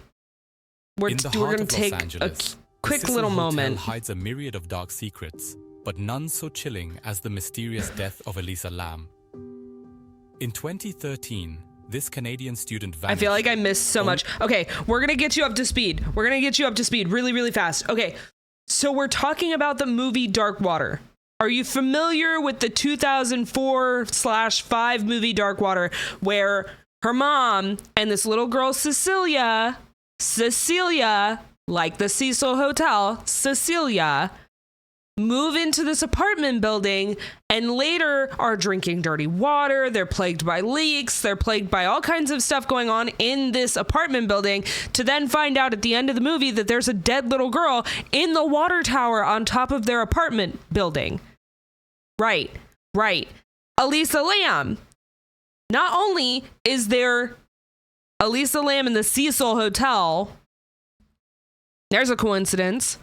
2, Elisa Lam's found in the water tower. 3, both the movie and the actual case have footage of something weird and paranormal going on in an elevator. But the movie Dark Water came out years before Elisa Lam was ever even found in that water tower. It's such a weird and insane coincidence. And yet nobody knows. Some people are like, oh, Elisa Lam, you know, she had unfortunate mental disabilities. She had a lot of issues. She had a lot of problems with personality disorders and things like that. And she came off her medication, and that explains everything. That explains away literally everything. But if you look at the photos, the actual the crime scene photos of the water tower that they found her in, there's no way she could have gotten into that water tower and closed the latch on herself. There's no way in hell she could have gotten into the water tower and closed the hatch. There was no way to close the hatch from inside the tower. But when they found her body, the hatch was closed. Make that make sense. They wanted to paint it as this huge accident that she was having issues and she fell into the water tower and she died. And nobody found her. There's no way in hell. There's no way in hell. None. I'm just saying. Weeks later, and they were all in both the movie and this, drinking this gross dead body water. Haunting are the elevator surveillance videos that surfaced. Just saying. Elisa's erratic behavior, pressing multiple buttons, peeking out the doors, and hiding in corners. Was she evading an unseen pursuer, or was something even more sinister at play? Exactly, Dubs. Exactly. The shadows of this enigma and attempt to piece together the last haunting hours it's of just Elisa such Lam. a crazy coincidence, and nobody talks about it. Like, I have yet to see a single video of somebody comparing the two. Downtown Los Angeles was initially opened in 1924 as a luxurious destination for business travelers and tourists. Okay, also pause. If I were to go and stay in the Cecil Hotel, if I were to live stream it, would you guys watch? I want to go, but I can't find anybody to go with me, and I feel like if I was live streaming and you guys were there with me in spirit, I wouldn't be so freaked out. But I want to go so bad. I just really don't want to go alone. Sometimes I see movies and I think, why didn't I ever think of that shit? Literally. But no, I want to go stay in the Cecil Hotel so bad. I want to go so fucking bad. I would live stream it. I would make a whole thing out of it. I'd be like, yo, I'm gonna go stay in the Cecil Hotel. You guys are gonna come with me. Like, you're not allowed to leave me. I'd be so scared. I want to do this. I want to go stay in haunted ass places because I think it would be fun. However, its fortunes declined with the onset of the Great Depression in the 1930s. I'm going to turn this down just a slim bit. Hello, Miss Spooky. For homelessness and crime. Hello, Miss Spooky. Over time, the hotel transformed from a symbol of elegance into a low-budget lodging facility. I want to stay at the Stanley Hotel too. Becoming a hotspot for illicit I'm activities. good. We're talking about the Cecil Hotel. I know. I'm sorry, guys. I keep pausing the video. We're talking about the weird coincidences between the early 2000s movie Dark Water and the Elisa Lam case, and how the movie Dark Water came out years before the Elisa Lam case. I'm trying to spend the night in haunted hotels, and I want somebody to go with me. And I want to live stream it. I want to live stream me sleeping in these creepy ass places because I think it would be fun. My sisters-in-law rented the Stanley out, so evidently it's a thing. I wonder how much it would cost. Hang on.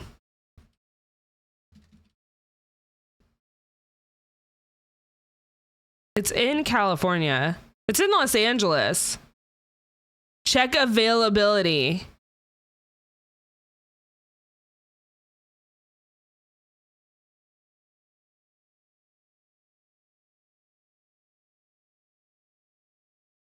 This is so weird. Can you go stay in the Cecil Hotel?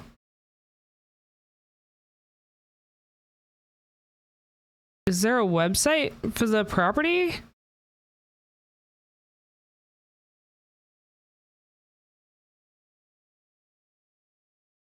No, not this review. The review saying area around the sink was dirty and the water tastes bad. I want to go stay in the Cecil Hotel so bad. It is closed.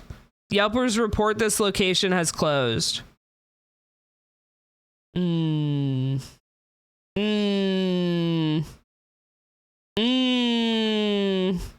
do I get in the building? How do I break into the building? How do I go and stay? Show me the map. Where's the show me maps. Okay, so we're here, the Cecil Hotel. It's 2-star hotel. It's a 3.1 star. It's on Main Street. There's no way. I want to go stay. But it's not, it has no availability. It's currently closed.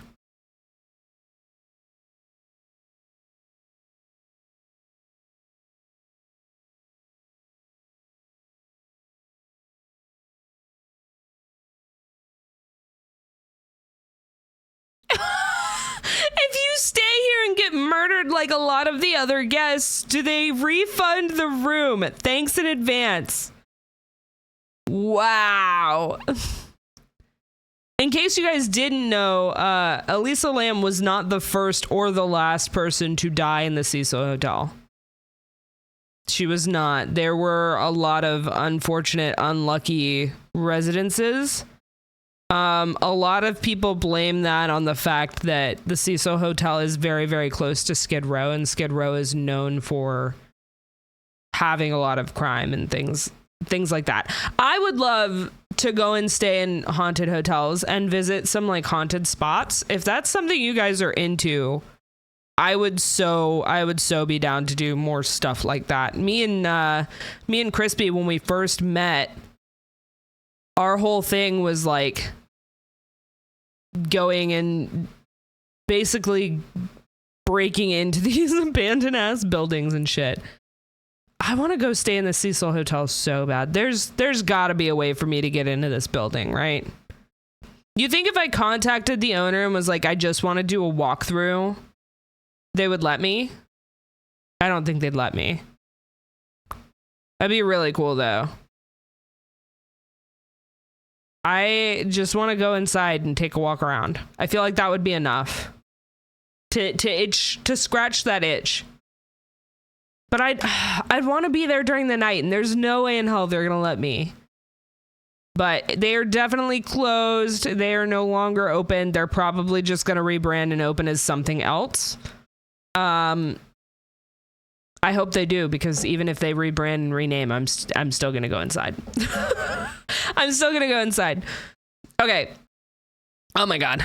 I love Stephanie Harlow. She did a video on this. Anyway, her video is a lot longer than this. We'll just stick with this one. Okay. Has been home to notorious criminals. I want to do spooky things. Come do spooky things with me, chat. Known as the Night Stalker. In the mid-1980s, Ramirez, charged with sign me up, I'll cry. Yeah, Miss Spooky, we're gonna go stay in haunted hotels. I want to do spooky things on you is crazy. I mean, what? Who said that? Yeah. He would discard his for sure, because the name change won't change history. Exactly. It'll still be just as scary. Just as scary. Linz, get back here. In the early 90s, another serial killer would call the Cecil Hotel home. See? Jack Unterweger, an Austrian so many serial killers. Murderer, stayed at the Cecil. I want to do spooky things, but I will settle for watching you do it. We're just going to get a group together. Let's get a whole big group together, and we're going to go stay in scary places and stream it. I don't want to go by myself. Please come with me. Hold my hand, I'm scared. The constant police presence, oh my God, with tales of screams in the night and mysterious happenings, only added to its notoriety. For many Los Angeles residents, I want to get a list of like all the most haunted hotels, on the city's and I want to like go stay in them and do like streams. Paranormal activity began to circulate. Further Absolutely. Its reputation as a Absolutely. Place where the line between the living and the dead was, at best, blurry. Zaddy. Deep in the heart of Vancouver, British Columbia, a story began to unfold. I will be the uninvited guest. I cannot. You'd be invited. You'll be invited. It's fine. In the middle of 2010, 21-year-old Alyssa Lamb initiated a blogspot oh my God. Ether Fields. I'm still in Reading Rainbow. Speaking family. You mean Reading Rainbow Elementary? Yeah, Richard Ramirez stayed at the hotel too. She shared images it was of insane. Models along with personal anecdotes, focusing especially on her challenges with mental health. Ghost is my classmate. In a blog I feel post like Ghost. January 2012. I feel like Ghost should be in a higher grade. I feel I am wasting my time compared to my fellow peers. I had a relapse at the start of the term and had to drop 2 of the 3 courses I was taking. She was worried that the frequent course withdrawals would hinder her education and career aspirations. I say it with love. I'm out of here. Come back. Baby, come back. Her blog post you can blame it all on me. I was wrong, and I just can't live without you. Roughly 2 years after she began how do I unfollow is crazy. Lamb shifted her attention to a new Tumblr blog. Oh my God. The content of this blog was primarily why am I getting so many photos, TikTok notifications? Inspirational quotes and occasional personal reflections. The same quote remained I have a as message the epigraph request for this new blog as well. Throughout her blog, there were subtle and sometimes overt references to her struggles with mental health. Elisa had been diagnosed with bipolar disorder, and her posts often touched upon this. References to her medications provided insight into her attempts to manage her condition, shedding light on her day-to-day battles. Per her family, who had generally kept her mental health struggles confidential, Lamb had... Pause. I just got this random message on TikTok from somebody. I haven't accepted the message. It was sent to me. No, there's no wind up, no gear up, no messages prior. It is just this one message, and it reads, "You are standing in your power at this time. There is a lot of growth headed towards you. The spirit is removing blockages from your path so your abundance can come in. I see the energy around you gaining momentum to lead you to many successes. I see financial blockages being removed and money coming in towards you. I see you going through a major glow up and many eyes being on you. Spirit wants you to enjoy this energy. It is your time to shine. Spirit is also highlighting the need for you to trust your own intuition and no one else's. I see that an unwanted advice from someone around you. You are the Empress and the Emperor. You know what is best for you, and above all, stand your ground and protect your energy. What? What? What? Where did this come from? Where did this come from and why? Out of nowhere. Out of net, we're over here talking about ghost shit. I kid you not. Today at 9:40 p.m. Today at 9:40 p.m. I get this long ass message. And as you can see, like, sent you a message request. I don't know this person. I don't know this person. This came out of nowhere. I just got this message today at 9:40 p.m. In my TikTok messages, in my TikTok invoice. I was sitting here, I was like, I have all these TikTok notifications, I wonder what they're for. And this was just in the middle of all of them, just a random ass message request. While we're watching, mind you, we're sitting here watching ghost shit and talking about creepy places.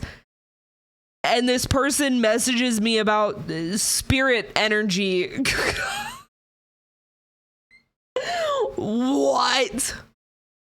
What? I want to see what their page is like. I'm curious.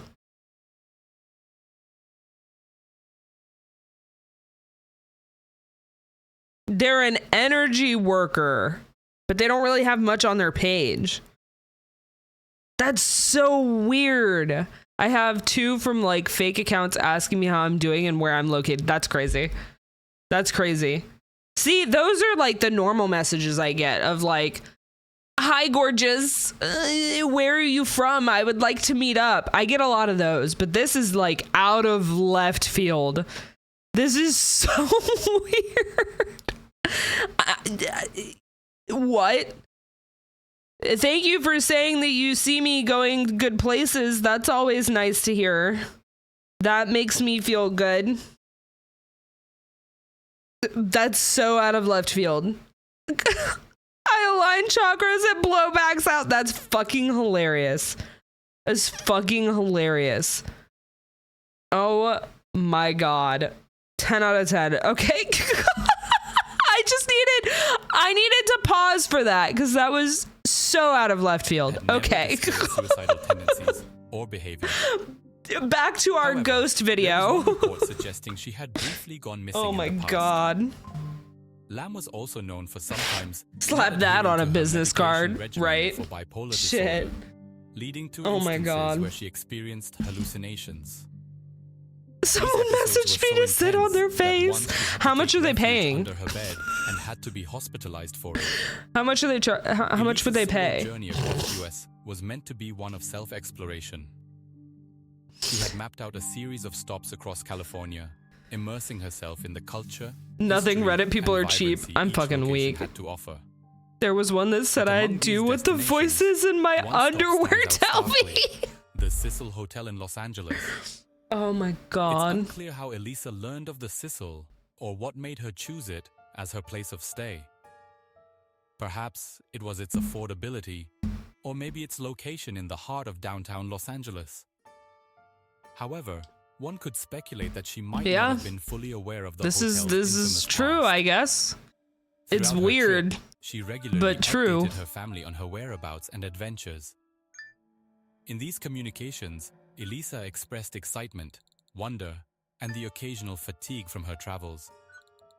Yet in retrospect, her family could recall no overt indications of distress or any sign that might hint at the tragic events that were to follow.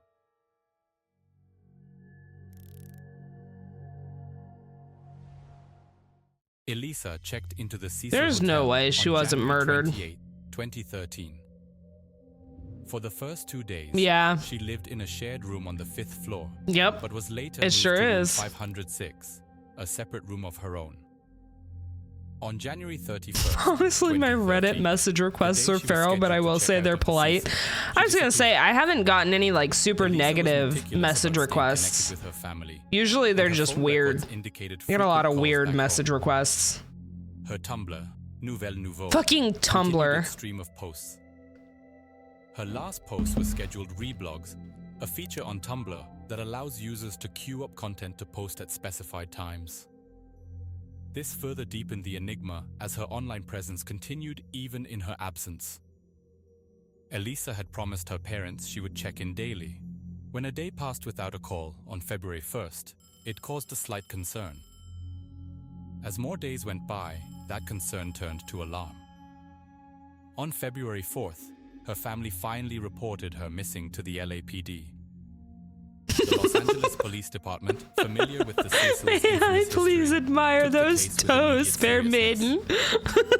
Initial searches were conducted within the hotel premises. LAPD meticulously combed through her room and every other unoccupied This is room. true, Crisp. This is true. We didn't search every room, Sergeant Rudy Lopez clarified later. We could only do that They if we had did. probable cause that a crime had They taken did the hotel as one of the series settings. I don't know if it was this hotel though. I honestly didn't watch it. Sniffer dogs were brought in. No, I'll genuinely type one out. I'm so weak. I'm so fucking When weak. interviewed, the Cecil's receptionist remembered Elisa as a polite and somewhat reserved young lady. The housekeeping staff who had cleaned her room mentioned it was usually tidy, but there was an abundance of scattered paper, perhaps journal entries or travel notes. Hotel staff who saw Lam that day said she was alone. Outside the hotel, Katie Orphan, the manager of the Last bookstore, was the only person who recalled seeing her that day. She told investigators she was outgoing, very lively, very friendly. The Cecil Hotel's Need more surveillance coffee. system was relatively outdated but functional. Cameras were positioned at main entrances, exits, and certain common areas, including the elevators. While the elevator footage would later Watch gain this. notoriety, I'll be right back. initial reviews Don't do of anything other weird while I'm camera gone, Chad. I'm footage watching showed you. Elisa entering and exiting I'm the watching hotel, you. often with a cheerful wave to the doorman.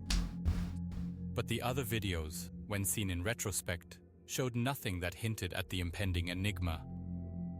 On February 6th, the LAPD, You wanted my blankie. understanding the weight of public outreach in such cases, held press conferences, presenting Elisa's I wanted my photograph and blankie. detailing her Got a last little known chilly. whereabouts. Local news channels ran her story, emphasizing her family's distress and the mysterious circumstances of her disappearance. Flyers with her face started appearing all over the city, and her story was relayed over radio stations, urging residents and visitors to come forward with any information. Almost immediately, the digital realm Fucking became abuzz feral. with theories and speculations. Fucking Online forums so and feral. social media platforms were flooded with discussions about Elisa.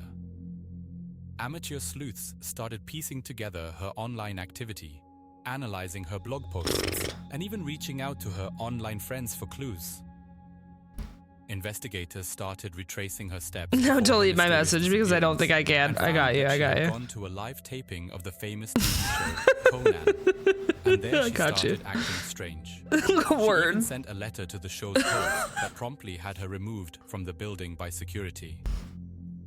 Hotel management informed investigators that she had been sharing a room with other girls in the hotel who complained about her behavior, so the management had to move her to another room. Apparently, she would lock the door and require a password for them to enter, or would leave notes on their bed telling them to go away or go home. Amy Price, former hotel manager of the Cecil, recalled that Elisa came into the lobby one night and said something along the lines of, "I'm crazy, but so is LA." The Cecil Hotel, already shrouded in tales of the missing guests, now had one more mystery added to its enigmatic history. The quest to find Elisa Lam was not just an endeavor of law enforcement, but of a global community, all united by the one simple yet haunting question: where was she? In the water tower the entire time. As days turned into weeks with no sign of Elisa, the LAPD made a strategic Spoilers, bro. We all They know. released a portion of the surveillance footage from the Cecil Hotel, hoping it would trigger someone's memory. This is my or thing. elicit They're new like, leads. days turned into weeks. The How video, long was she spanning in just there, over bro? 4 How long were they showed drinking Elisa's people's last soup? confirmed sighting in one of the hotel's elevators. Like, yeah, people broth Time-stamped flowing through the fucking faucets. became the epicenter of countless theories, discussions, and debates. The video begins with Elisa entering the elevator, looking to her left and right as if ensuring she's alone. She steps in and rather peculiarly presses multiple floor buttons. The elevator doors remain open, adding to the oddity of the situation. Elisa then retreats to the corner, almost as if hiding. Moments later, she steps out, peeks out, and moves in and out of the elevator, with her gestures becoming increasingly frantic and inexplicable. Her hands move in bizarre patterns, and her interactions with the space outside the elevator seem fraught with anxiety or fear. Well, you have to think the doors aren't closing. In the footage was the elevator's refusal to shut its doors, especially since multiple buttons were pressed. Technical experts weighed in. Some pointed out that if the hold door button was pressed, the elevator doors would stay open for a longer duration, but not as long as what was observed. A mechanical inspection of the elevator post-disappearance revealed no significant malfunctions. Soon after the footage's release, the internet was rife with theories. One of which was the elevator game, a supposed paranormal game originating from Korean online communities. The game involves pressing elevator buttons in a specific sequence to allegedly transport oneself to another dimension. Believers in this You have to theory think, though, this hotel, like, aside from everything, if you look at her behavior, it looks like when she steps out of the elevator, it looks like she's feeling around to see if maybe there's something there that she can't see, holding the elevator open, right? And the hotel, before she stayed there, was already fucking plagued with disappearances, murders, suicides. I mean, this hotel, if hauntings are real and if ghosts are real, would be so haunted and so heavy in the atmosphere that it wouldn't be so weird that she would step out and like feel her surroundings and try and understand maybe why the elevator's not closing.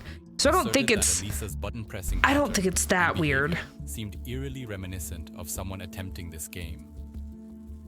Another prevailing theory was the possibility of an unseen presence. Literally, yeah. Perhaps another individual outside the range of the camera.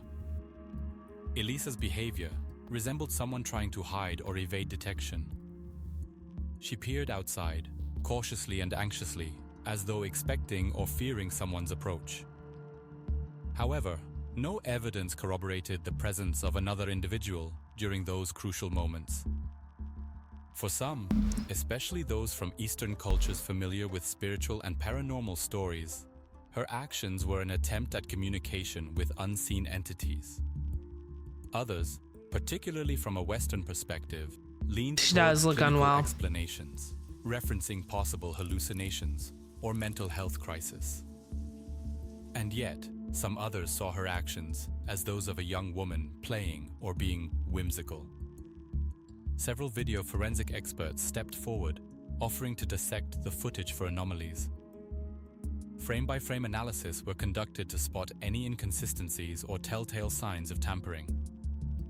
While the video seemed I'd go ask if she's okay. Subtle jumps suggesting potential missing frames.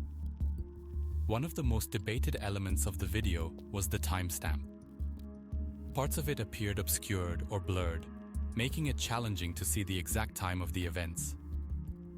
This led to rampant speculations. Was it deliberately altered to hide specific details, or merely a consequence of the video's compression or quality degradation? A broader analysis encompassing other CCTV footages from the Cecil Hotel was initiated. While some cameras had clear timestamps, others mirrored the obscurity seen in Elisa's footage, hence ruling out any intentional tampering with the footage. Several psychiatrists and neurologists offered their insights. Some suggested that her movements resembled psychomotor agitation, a state where individuals are compelled to move due to psychological unrest. Others pointed to potential hallucinations or paranoia, driving her to respond to unseen stimuli. Elisa's battle with bipolar disorder was well documented. If taken irregularly or mixed with other substances, certain medications could induce altered states or exacerbate symptoms. Questions arose. Had Elisa been diligently taking her medications? Were there potential drug interactions at play? Toxicology reports would later shed light on this, but the possibility that medication, or lack thereof, influenced her state couldn't be dismissed outright.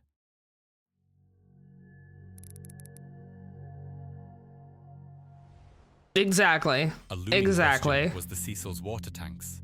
Situated atop the hotel, these 4-4-foot by 8-foot water tanks were relatively accessible, yet in the initial stages they were overlooked.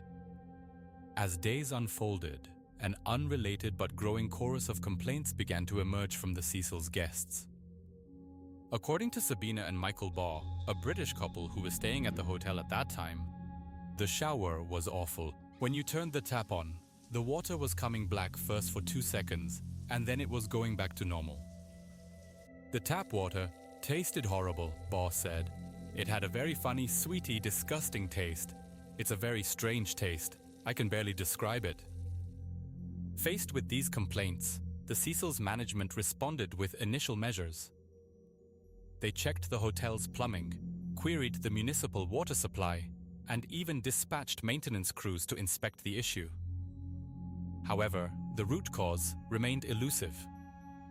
It was a routine day when Santiago Lopez, a maintenance worker responding to the persistent water complaints, decided to inspect the water tanks. Climbing atop the Cecil, he unlocked the access to one of the tanks. Nothing could prepare him for the sight that greeted him. Floating serenely, with the backdrop of LA's skyline, was the lifeless body of Elisa Lam. Forensic teams quickly ascended to the rooftop, meticulously examining the water tanks. Each tank was cylindrical, rising several feet above the rooftop, and featured a metal hatch and secured with a latch. This hatch weighed 20 pounds and, although not overly large, was big enough for a person to squeeze through. While there was a latch on the hatch, it wasn't always secured, suggesting that anyone with determination could potentially access the tank's interior. Forensic experts weighed in on the physical challenges of accessing the tank. For someone of Elisa's petite build, climbing up to and then opening the hatch, especially if it was latched, would be a Herculean task. Moreover, once inside, the sheer depth and the absence of internal fixtures would make exit almost impossible without assistance. The status of the hatch, specifically whether it was open or not when Lopez discovered Elisa's body, remains a subject of debate, which we will cover later in the video. With the grim task of retrieving Elisa's body underway, initial observations were catalogued. Her body floated near the top, suggesting a relatively recent immersion. Oddly, her clothing was found with her, but not on her. There weren't any overt signs of physical trauma or... Okay, so I want to pause and talk about this for a second, specifically like the clothing and the no signs of physical abuse. If she were to have gone into the tank by herself, right? They already explained, once you're in there, there's nothing for you to grab onto. There's no way for you to pull yourself to the surface. There's no way to get out without somebody else's help, right? In a state of panic, you're in the water tower. Say she got in fully clothed, right? She got in by herself for whatever reason. If she were to have gotten in by herself, it would not be out of the question for her to, in a panic, trying not to drown, to take off her heavy waterlogged clothing that would make it harder for her to propel herself or keep herself at the surface to remain above water level, right? To breathe. If she is constantly trying to tread water, she's going to fatigue herself more by leaving on the heavy clothing than she would if she were to have taken it off. So I can see, with there being no signs of physical abuse and having her clothes found near her but not on her, in a panic, her taking them off to help tread water easier, to prolong life, essentially. I could see that being a possibility, right? Exactly. That's the other point, is the hatch weighed 20 pounds. And if there's no way to get leverage, how did this petite builded woman not only get up to the top of the water tower, but get the latch open by herself, right? So there's speculation there as well. But with the clothing point, I don't think it would be so much of a stretch to have her have taken them off herself, right? Or struggle. But the conditions, water, time, and the tank's environment, could have masked subtler signs. The Los Angeles County Coroner's Office, tasked with well, at least we know she wasn't thirsty, had a challenge at hand. The immersion in water complicated determinations. However, after thorough examinations, the cause of death was stated as accidental drowning. Toxicology reports, eagerly awaited, indicated no evidence of recreational drugs or alcohol, but did reveal traces of her prescribed medications. Elisa Lamb's tragic discovery in the Cecil Hotel's water tank posed as many questions as it answered, like... So this is actual footage, be it small, but this is actual footage. There is no ladder on the outside of these tanks. So you're telling me this woman brought a ladder up there herself and they didn't find it? You're telling me she brought a ladder herself, climbed up, opened this 20-pound latched lid with no leverage, climbed in, and somehow managed to make the ladder disappear. That's what you're telling me. She made this ladder disappear, vanish, without a trace. Not only that, but the lid's closed when they find her. Supposedly, again, they did say they cannot confirm nor deny because the story had changed so many times on if the lid was latched or not. But with them have taken, they took helicopters up and around the building when she first disappeared, 4 days after she had stopped talking to her parents. 4 days after, when she was reported missing, they took helicopters up and they surveilled with helicopters the top of the building. You're telling me that nobody in those helicopters, nobody in that footage saw an open latch. So if we're going off of that information, either she wasn't in the water tower yet or the lid was latched. And again, they talk about how her body is floating near the top like she wasn't in there very long. Well, if she wasn't in there very long, she was missing for over a week at this point. The water tastes weird, so obviously she's in there long enough to affect the taste of the water, but not long enough to become waterlogged to the point of being unrecognizable. Not only that, but you're talking about Los Angeles. It's hot. It is hot. These water tanks are out in the sun. There are so many. Exactly. And why with the helicopter footage did we not see a ladder? There are so many question marks surrounding this. To rule it as an accidental drowning almost feels like we're just sweeping it under the rug. At least for me, at least on my end of things, I do not think that there is any way plausibly that she could have done this herself accidentally. I do not think that Elisa Lam got in that water tower by herself. I don't think so. I think there's something else going on here. I think it was a dump job. I think them ruling it accidental is just wrong. Why? I think they just wanted it to be done. I think they just wanted the case to be done. Or were there other sweep it under the rug and move on. Lopez mentioned that on that particular day, he hadn't observed any issues with the alarm on the rooftop door. Pedro Tovar, the chief engineer at the Cecil, pointed out that there are 4 methods for accessing the rooftop. There are 3 fire escapes that can be reached through interior doors and 1 external staircase leading up to the roof from the 14th floor. It's important to note that an alarm will be triggered if anyone tried to open the internal door to the roof without deactivating it first. Normally, only hotel staff would have the ability to deactivate this alarm. In the event... I do think, however, when it comes down to the alarms, I do think, however, it is incredibly plausible that one of the staff went up there for a smoke and did not re-alarm the building. I think that is incredibly plausible. As somebody who used to work at a hotel, that is not something that is super uncommon for hotel staff to go up to the roof to smoke. This part is plausible. I can understand this. And nobody's going to be like, oh yeah, sorry, that was me. That's a fireable offense. Somebody could die. Nobody's going to own up to that. Nobody's going to own up to that. So for her to get up there herself, or for somebody to take her up there because the building was not alarmed like it should have been, that again doesn't answer any questions, but it also is plausible enough to where I feel like this part of the video, this specific interaction, really doesn't tell us much. It's not helpful. As the alarm does sound, it can be heard by the front desk and occupants of the 14th and 15th floors. According to Tova, to access the water tanks, first you'd need to ascend to the platform supporting the tanks. Navigating your way through the narrow space between them and other plumbing equipment, you'd encounter an additional 10-foot ladder that can be used to ascend onto one 10-foot ladder between all 4 tanks. That Elisa Lam used external staircase to reach the roof of the hotel, as no alarms were triggered, and police dogs lost her scent trail near a window that connected to it.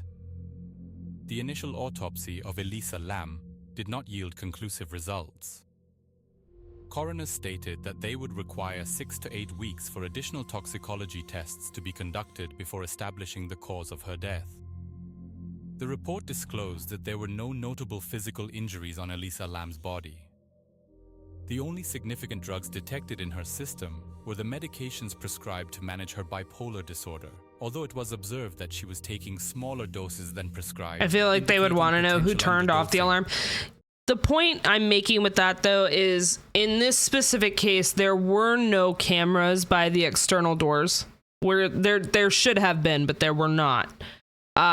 And with that, again, there is significant liability to whoever would have opened that door and left it unlocked. If again, they did leave it unlocked. We don't know. We don't know if it was unlocked or not.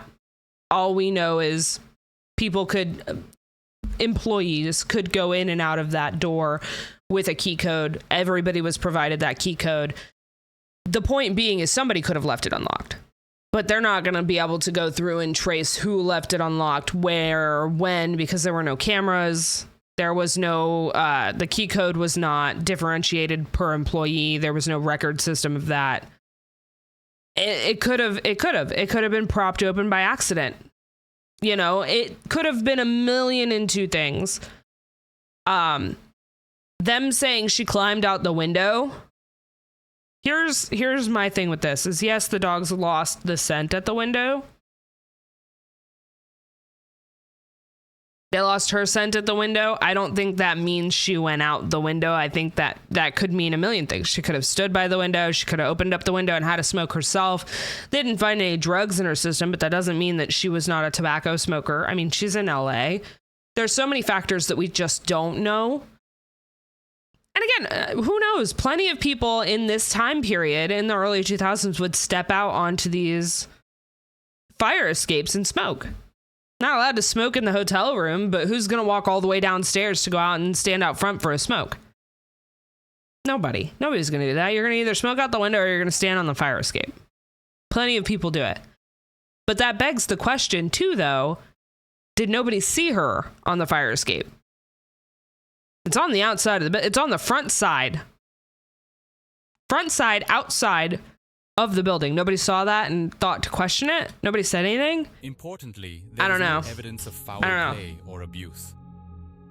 The report concluded that Elisa Lam's death was due to accidental drowning, with her bipolar condition considered a significant contributing factor. Let's just sweep it under the While rug. generally accepted by critics, there were some discrepancies noted in the report.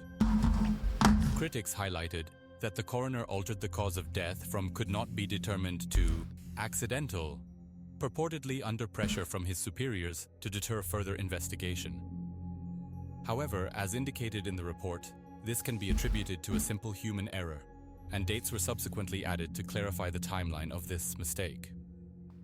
Critics also questioned the source of the sand-like particles on her clothing.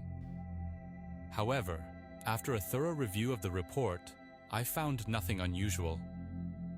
I did, however, identify findings that support the hypothesis I've developed, which we will address in the final chapter. David and Yina Lam, Lam's parents, filed a wrongful death suit against the Cecil Hotel in September of 2013. In his argument before the judge, Thomas Johnston, the attorney for Lam's parents, said, "They should have secured that water tank," Johnston said. "This was an accident waiting to happen."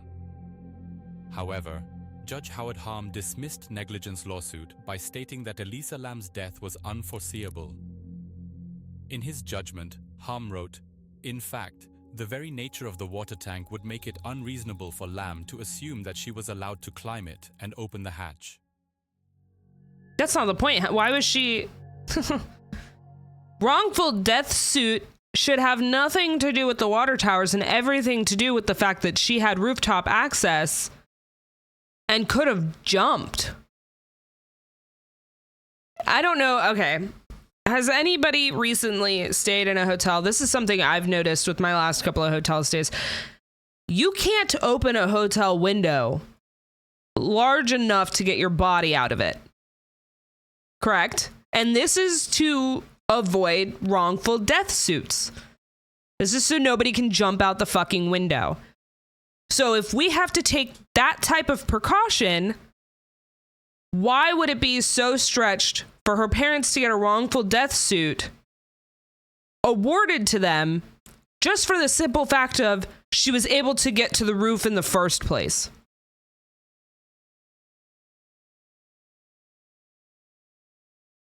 Again, I understand this is the earlier 2000s, it's early 2000s, early 2010s that we're talking about all of this going down. But if I cannot go into a hotel room and open the windows all the way because they're afraid of a wrongful death suit, why was she allowed to get up on the roof? Why was it dismissed because, oh, she shouldn't have assumed that she was able to get into the water towers? Water towers aside, why was she able to get on the roof? Why was she able to get onto the roof? And why is that not substantial enough for the family to get a wrongful death suit? I'm just saying. I'm just saying. Like, this is stuff we have to think about. Hotel fueled theories of foul play. While the LAPD never publicly identified any suspects, murmurs within online communities spoke of unidentified guests, past criminals who lodged there, and even hotel staff. However, most of these were based on conjecture rather than concrete evidence. There were no confirmed reports of her being seen with any suspicious individuals. Despite thorough investigations, the LAPD found no concrete evidence of foul play. A widely discussed subject online was the unsettling parallels between the real-life death of Lam and the 2005 horror movie. Let's go! In this film, Dahlia and her daughter Cecilia move into a new apartment building. Shortly after, Dahlia encounters dark I'm so water glad dripping somebody's from the talking about it. bathroom ceiling. I'm so glad somebody's talking about The it. source of this is eventually revealed to be due to a girl, Natasha Rimsky, who had drowned in the rooftop water tank. Furthermore, Dark Water concludes on a chilling note that resonates eerily with real events. The building's elevator breaks down, and the spirit of Cecilia's mother appears to braid her daughter's hair. Having reviewed all of the available evidence out there on this topic, I've drawn the following conclusion. Elisa was confirmed to be taking these 4 prescription medications to manage her bipolar disorder. The presence of venlafaxine, an antidepressant, in her blood indicates that Elisa likely consumed this medication on the day of her death. metabolites of bupropion, another antidepressant, were detected in the blood, pointing to Elisa having taken this medication recently, though not on her last day, since only its metabolites, not bupropion itself, were found. It's noteworthy that bupropion has been known to occasionally induce manic episodes in individuals with bipolar disorder. No trace of quetiapine, an antipsychotic, or its metabolites was found in the blood, indicating that Elisa hadn't recently taken this medication. Lamotrigine, a mood stabilizer, was present in such minuscule quantities in the blood that its presence is questionable. However, trace amounts of lamotrigine were detected in her liver enzymes, implying that Elisa had taken this medication in the days prior, but likely not on the day she passed away. To summarize these findings, Elisa had consumed at least one type of antidepressant on the day in question. She had recently, but not on that day, taken her second antidepressant and mood stabilizer. Her antipsychotic medication hadn't been used recently. In the treatment of bipolar disorder, it's crucial to note a significantly heightened risk of mania when antidepressants are taken. Mania is not going to make you jump into a water tower. Or mood stabilizers. It's also not going to make you superhuman Considering strength. the video evidence and toxicology report, it's plausible to deduce she was experiencing a manic episode at her time of death. The National Institute of Mental Health highlights key symptoms of mania, such as physical agitation, delusions, hallucinations, and an inflated self-perception, all potentially corroborating this conclusion. I think more likely than not, I think what most likely happened was she was manic. She probably went up and was let out by a worker to go up to the rooftop, get some fresh air, was probably smoking. Somebody probably said something. There was probably an altercation. Something up there happened. The employee probably freaked out, or whoever snuck up there with her, whether it's an employee or somebody who knew how to bypass the system to get up there. Something unfortunate probably happened. They got scared and put her in the water tower. I do not think that there was any way by herself to get up there. I don't think mania alone would have made this poor woman crawl into a fucking water tank. It doesn't work like that. It does not work like that. That's not how it happens. Nobody gets manic and is like, let me jump in a water tower. Dyeing your hair, maybe. Getting a new piercing, maybe. Spending your money in a detrimental way, maybe.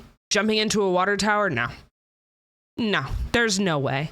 There's no way. There's no way she climbed up that ladder, got enough leverage to open a 20-pound lid, and jumped in. There's no way we can look at her medications list and go, yeah, she did that. Like, yeah, it's her fault. There's no way. There's no way. No way in hell. Hi, Taco. How are you? It's just, there's no way. There's no way. In March 2013, 2 weeks after the discovery of Elisa's body, a Chinese tourist, Kei Theng, visited the Cecil Hotel and posted a video. The hotel's rooftop is accessible via 3 internal fire escapes, typically locked, and That's good, Taco. It's good. We're talking about 14th floor. Spooky stuff. Elisa needed only to open this window, climb out, and ascend this staircase to reach the rooftop with ease. Kay demonstrated this by successfully using the external staircase to access the roof. Once on the rooftop, she had 2 options to reach the water tanks. She could either take the small stairs directly to the platform or use the red staircase to climb higher, then cross to the tanks. However, given the tank's proximity, she likely chose the small stairs. After reaching the platform, all of the tanks could be accessed with this 10-foot ladder. Once she climbed to the top of the tanks, 2 likely scenarios emerged. The hatch was initially open, and she was discovered deceased with the hatch remaining open. Elisa managed to open the hatch herself, but was found dead, with the hatch subsequently closed. Addressing the first option, Kei Theng's video, taken just 2 weeks after Elisa's body was found, shows unsecured hatches on the tanks, suggesting this was a common oversight at the Cecil Hotel. Additionally, According to the testimony of Santiago Lopez, the first person to discover Elisa's body, I noticed the hatch to the main water tank was open and looked inside and saw an Asian woman lying face up in the water approximately 12 inches from the top of the tank. There is high probability that Could hatch you was open imagine when accessed by Elisa and being stayed the like person that to until find body her? was found.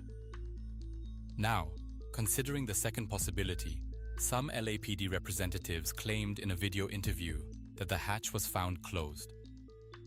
This assertion is supported by the absence of insects on the body and no foul odors detected by police dogs during the rooftop search. Those who support this theory argue that it would have been extremely difficult for Elisa Lam to close the hatch from the inside, suggesting the possibility of another person's involvement in her death. Again, he brings up a good point. There was no insect particulates on the body. None. Police dogs smelled no odors. There's no way if the hatch was left open the entire time, she would not have been swarmed with bugs. There's no way. She is in there, for lack of a better word, and please take this with a grain of salt because this is going to sound really bad when I say it. She's in there making human soup stock. She's making broth. She's making people broth. You can't even leave a cup of water with fucking salt or sugar in it out in the sun without attracting some sort of flies. Some sort of bug. How often have you gone outside with like lemonade or something and within seconds there's bugs in your drink? There's no way, there's no plausible fucking way if the water tower lid was open, there would not have been bugs in there. And with the heat, exactly, with the heat. She's in water. It's hot outside. It's LA. It's hot. There's no bugs. There's no insects. None. At all. No maggots. No flies. Nothing. Tell me again the water tank lid was open. However, Tell me I again. believe there is a She was simple slow cooked. Exactly. Essentially, yeah. In researching She this made case, human stew. I encountered numerous unsubstantiated claims about the tank lid being too heavy for Elisa to lift. Some online reports claimed the lid weighed around 20 pounds. However, even if we dismiss these accounts as inaccurate, it's known that the tanks were approximately 4.5 feet or 137.5 centimeters in diameter. Analysis of the tank's images reveals that the lid doesn't span the entire width, residing instead in the far corner, making each of its side at most 2.25 feet, or roughly 69 centimeters.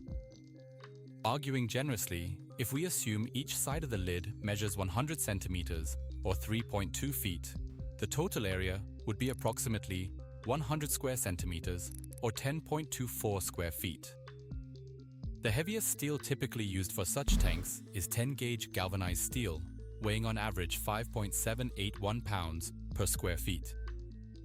This calculation gives us an estimated lid weight of about 60 pounds or 27.2 kilograms. Considering the lid is hinged on one side, the force required to lift it from the opposite end would be just half.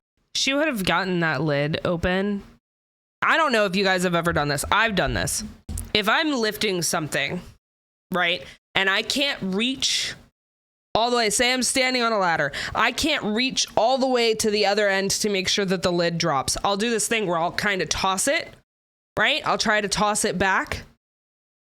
What if, again, if I'm trying to toss this giant heavy lid back, he is saying 60 pounds, I'm saying 20, I'm being generous, right?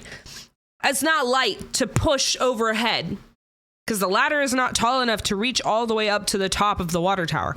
She's standing up there balancing. She's doing a balancing act, so she's probably not even using both of her hands to open this lid because she's probably using one of her hands to stabilize herself. She's trying to throw this lid back. Chances are the lid went halfway and came back on her hand. There's no way. There's no way anybody's going to look at that and go, yeah, let me climb the rest. Let me force it open again and not have trauma. to some part of their body while trying to lift this heavy ass lid. No scrapes, no bruises, no trauma found on the body. None. They found in the autopsy, they made no trauma to the body. She didn't bruise herself. She didn't scrape her hands. She didn't fucking catch her hands in the lid. She didn't pinch any of her skin trying to get in. This is a 20 to 60 pound lid that she's trying to reach up and push open. Even if she was an acrobat, she's going to use one of her hands to stabilize herself on this ladder that is not affixed.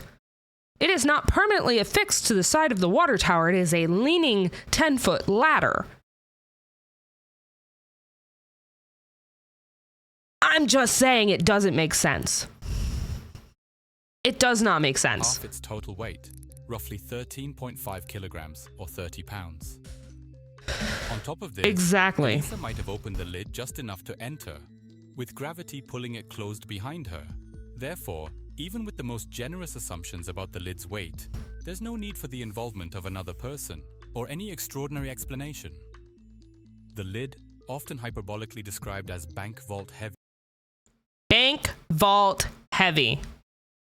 If she were to open it and it closed back down on herself, it would have closed back down on her. At some point in her falling in or wiggling her way in, because again, they talked about this earlier in the video, the opening is not that large. The opening is not that large. She would have to fold herself from the ladder. She would have to fold herself into the opening. If that lid is heavy enough to close itself, it is gonna fall with a quickness. It is heavy. It is heavy. Think about how gravity works. If you toss something heavy up in the air, it's gonna come back down a hell of a lot quicker than something that's light. Correct?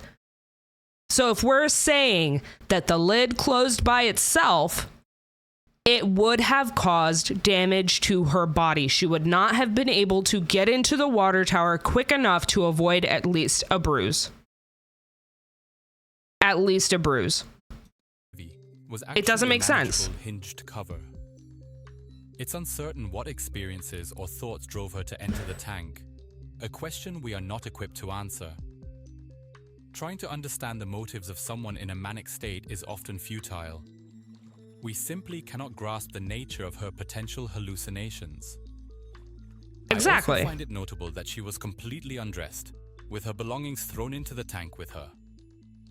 It's probable she struggled to stay afloat and realized removing her waterlogged clothes could help her float more effectively.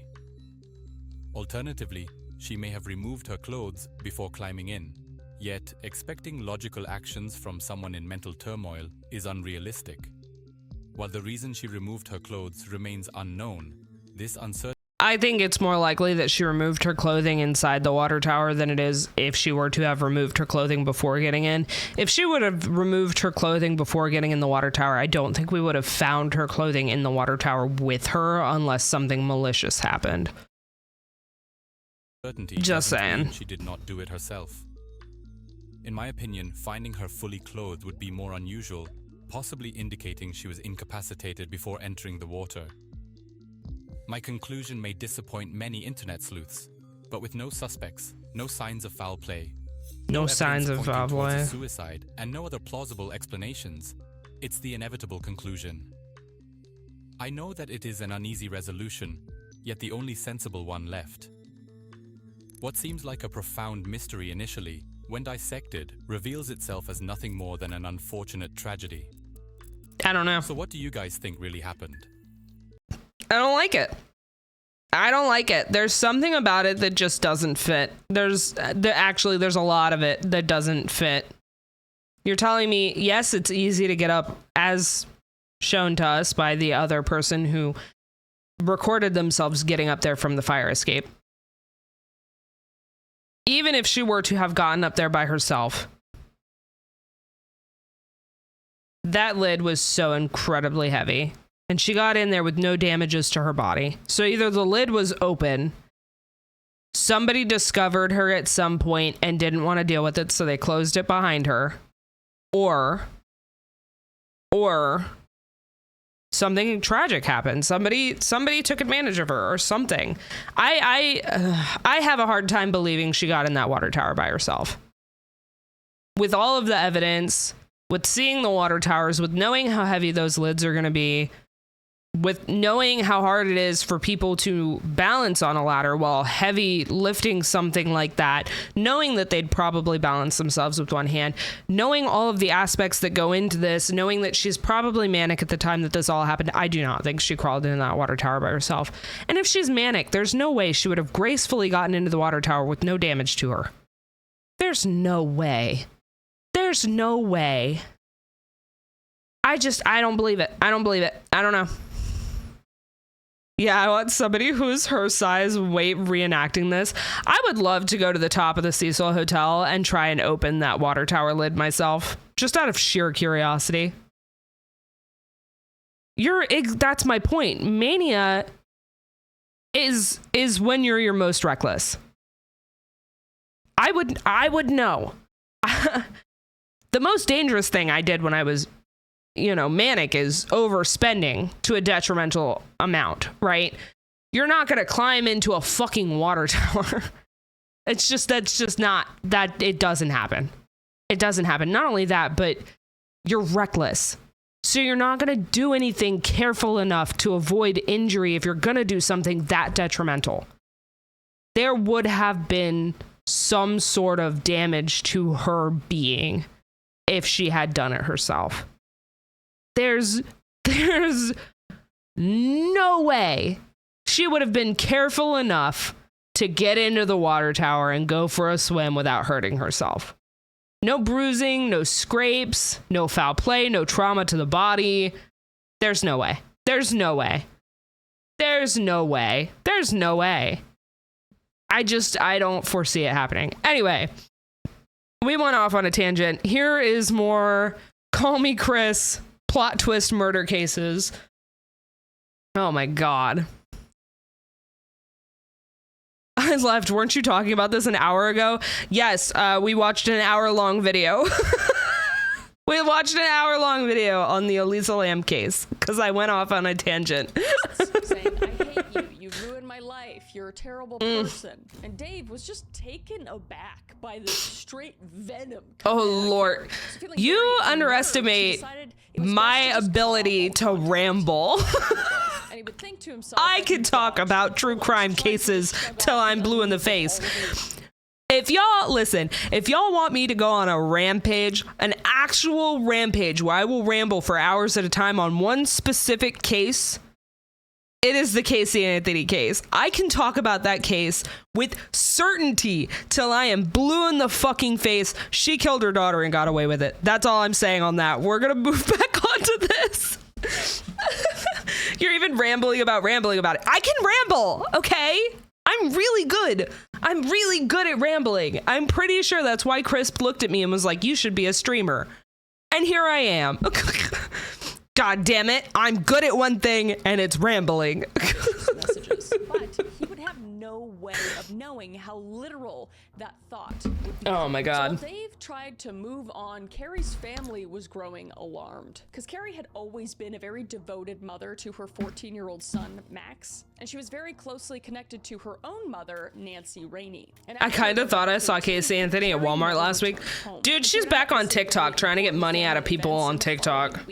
Including a She's crazy. She needs to just stop. Birthday and even her son's lay low. So there was never You got away with it. Just lay low. Live your life. Be quiet about it, maybe. Nancy would actually receive a text from her saying that she had actually taken a new job in Kansas, which made no sense. If I were to ever egg somebody's house, it would be Casey Anthony's. I'm not saying I'm gonna do it. I'm just saying if I lived in proximity, I would. And Nancy had knew that her daughter had struggled Oh with my God. depression and bipolar disorder in the past, and she warned Carrie might be in a crisis and off of her medication. Dude, it might have. Look, it might have been. She's out. She's free.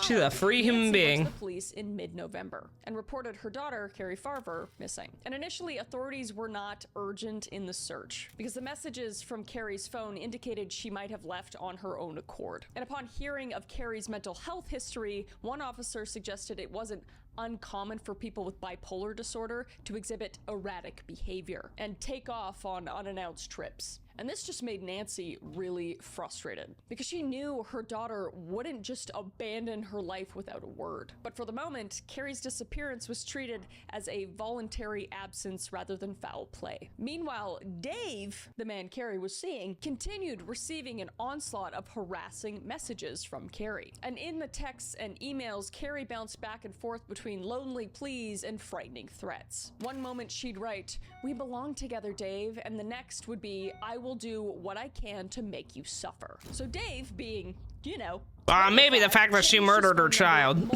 times, but Besides the point. always found Irrelevant. She did know she was a computer programmer after all, so she was pretty smart, but she seemed to just have unlimited resources in reaching him and had an obvious, very unhealthy obsession with him. So as weeks passed with no physical sighting of Carrie, she effectively became a ghost that lived in Dave's devices. And at this point, Dave and Shanna, the first woman he was seeing, started to grow closer because they empathized with each other over this actual terrifying situation. And Shanna claimed she too was receiving hateful messages from Carrie as well, accusing her of stealing Dave. And even on one occasion, Shanna phoned Dave in tears, saying her garage door had been vandalized. And Dave would rush over immediately to see what the graffiti was. And the words on her garage would say, from Dave. So this is obviously extremely unsettling to Shanna, so she would file a police report pointing the finger at Carrie as the culprit. Because, I mean, only an idiot would sign under something that they wrote terribly, and the harassment would just escalate further and further. Both Dave and Shanna would live simultaneously. Oh my god, yeah. There was no way she didn't.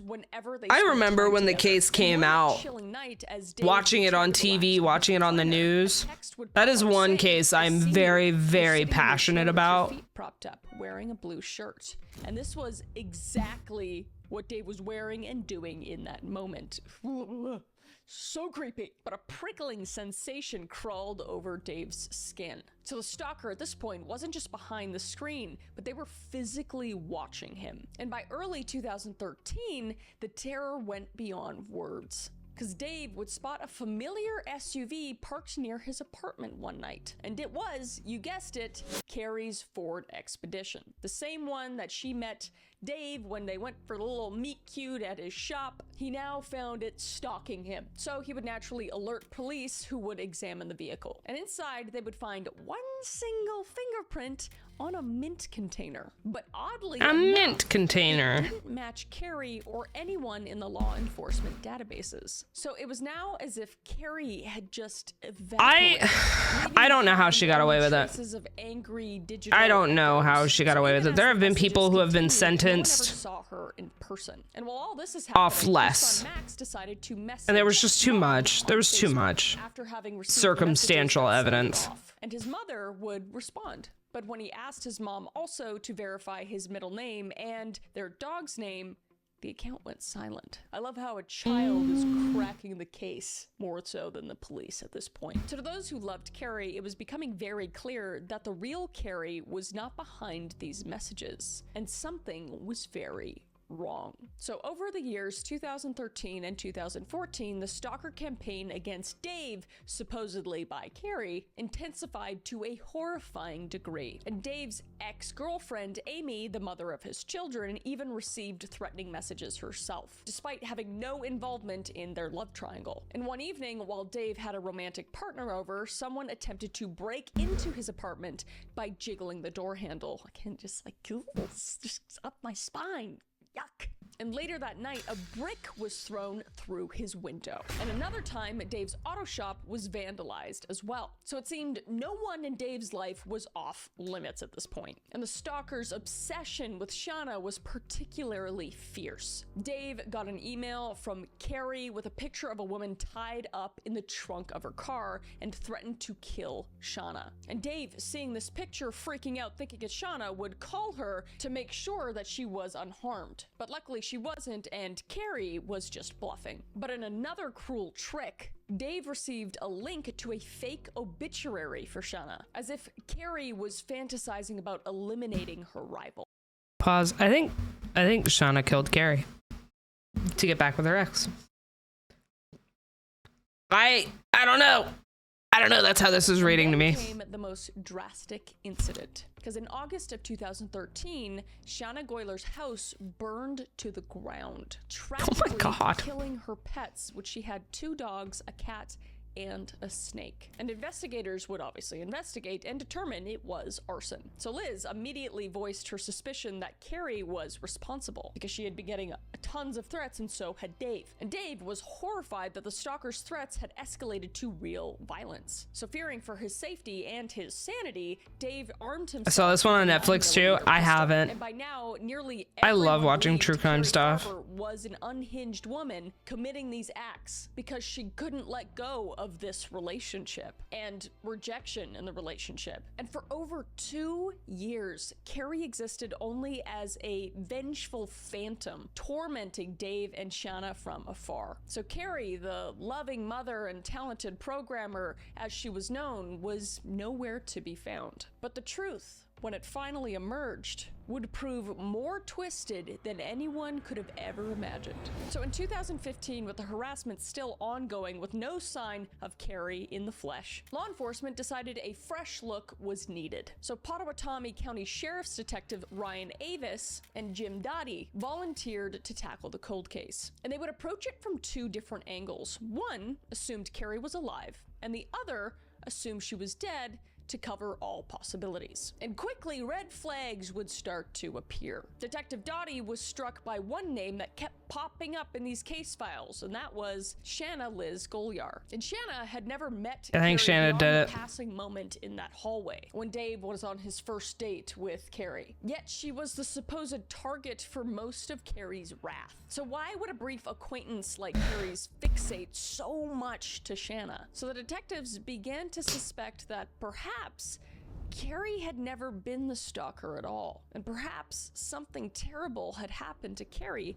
back in 2012. And the person truly behind the stalking was working hard to make everyone believe Carrie was still alive. And not just alive, but full-blown crazy. So investigators would revisit all of the digital evidence, and there was a lot. So crucially, back in 2013, both Dave and Shanna had willingly allowed police to dump the contents of their phones when the harassment was first reported, and the data had just been filed away and untouched for years. But a digital forensic expert, Anthony Cava, now combed through the evidence with fresh eyes, and what he would find was stunning. Because on Shanna's phone background, photos of Carrie Farver's SUV, the Ford Expedition, taken about a month before police found the vehicle in January of 2013. So that meant that Shanna somehow knew where Carrie's missing vehicle was long before the authorities did. Red flag. And even more damning, the mysterious fingerprint in Carrie's SUV was finally matched. And if you haven't guessed it by now, I feel like it's kind of obvious, but it was Shanna's fingerprint. So in that instant, the narrative completely flipped. Shanna was not another victim of Carrie's abuse. Shanna was impersonating lover, Carrie. stalker, killer. Ooh, I'm gonna have to get back into these. Shanna's elaborate web of deception. I mean, this is years and years of crazy. I love true crime so much. A photo of a bound woman in the trunk, emailed from Carrie, had been taken with Shanna's phone. And a surveillance video uploaded under Carrie's name was traced back to Shanna's home IP address. And Shanna had gone so far as to even use software to mask her IP and schedule messages, allowing Carrie to send harassing texts even when Shanna same. was sitting right next to Dave, thereby It's my deflecting favorite. suspicion. So for 3 years, Shanna had effectively played the role of Carrie Farver, sending approximately 15,000 emails and 50,000 text messages. It's fucking crazy. Just a full-time job of obsessive, crazy torment. And the most chilling revelation, Carrie Farver had been dead the entire time. So investigators now believe that Carrie was murdered on the very day that she disappeared in 2012, likely within hours of her last sighting at Dave's apartment. But proving a murder with no body would be a challenge. So detectives needed a breakthrough at this point, and Shanna herself provided one. Because in December of 2015, when suspicions closed in on her, Shanna pulled a desperate stunt. She would shoot herself in her leg and call 911, claiming that, stay with me. Dave's ex, Amy Flora, had ambushed her at a park at night. Girl's really just reaching for the stars with that one. And it was basically just a terrible attempt to frame Amy as the real stalker. And police immediately saw through it because, you know, they're not 5 years old. Because the injury in the story was very They're not 5 years old. And Amy had an ironclad alibi. So this backfired spectacularly on Shanna, whatever the f her name is, confirming her very manipulative behavior. Basically, it was her nail in the coffin. So good on you, Shanna. So with this incident, investigators convinced Shanna to let them download her phone again, under the pretense of investigating Amy's supposed harassment. The manipulative gets manipulated, you know? I like that. Police W moment. And naively, Shanna would agree. And the new data yielded more golden evidence, because logs of 20 to 30 fake email addresses Shanna had created using variations of Carrie's name popped up. And that app that let her schedule future text messages popped up as well. So as part of their plan, Dottie and Avis convinced Shanna that they believed her, and actually requested her help to get Amy to incriminate herself. I love this. This is good. It's fucking crazy. So suddenly, Shanna began forwarding emails from Amy, confessing to shooting Shanna at the park. How convenient. And they continued to push Shanna to get more. And one email mentioned that Amy had stabbed Carrie 3 to 4 times and put her in a trash bag. And Shanna grew frustrated when no arrest happened after that email came out, because the police know that she's full of shit. But they couldn't put Amy away just yet. They needed details that only the killer would really know. Just full-on entrapment, but I'm here for it. And almost immediately, they received more confession emails from Amy, mentioning that Carrie had been stabbed in her car. And acting on that tip, they re-inspected Carrie's vehicle for a 3rd time, peeling back the fabric from the front passenger seat. And this time, they found bloodstains soaked in the foam padding. How did you not look for that before? But that's, you know what, whatever.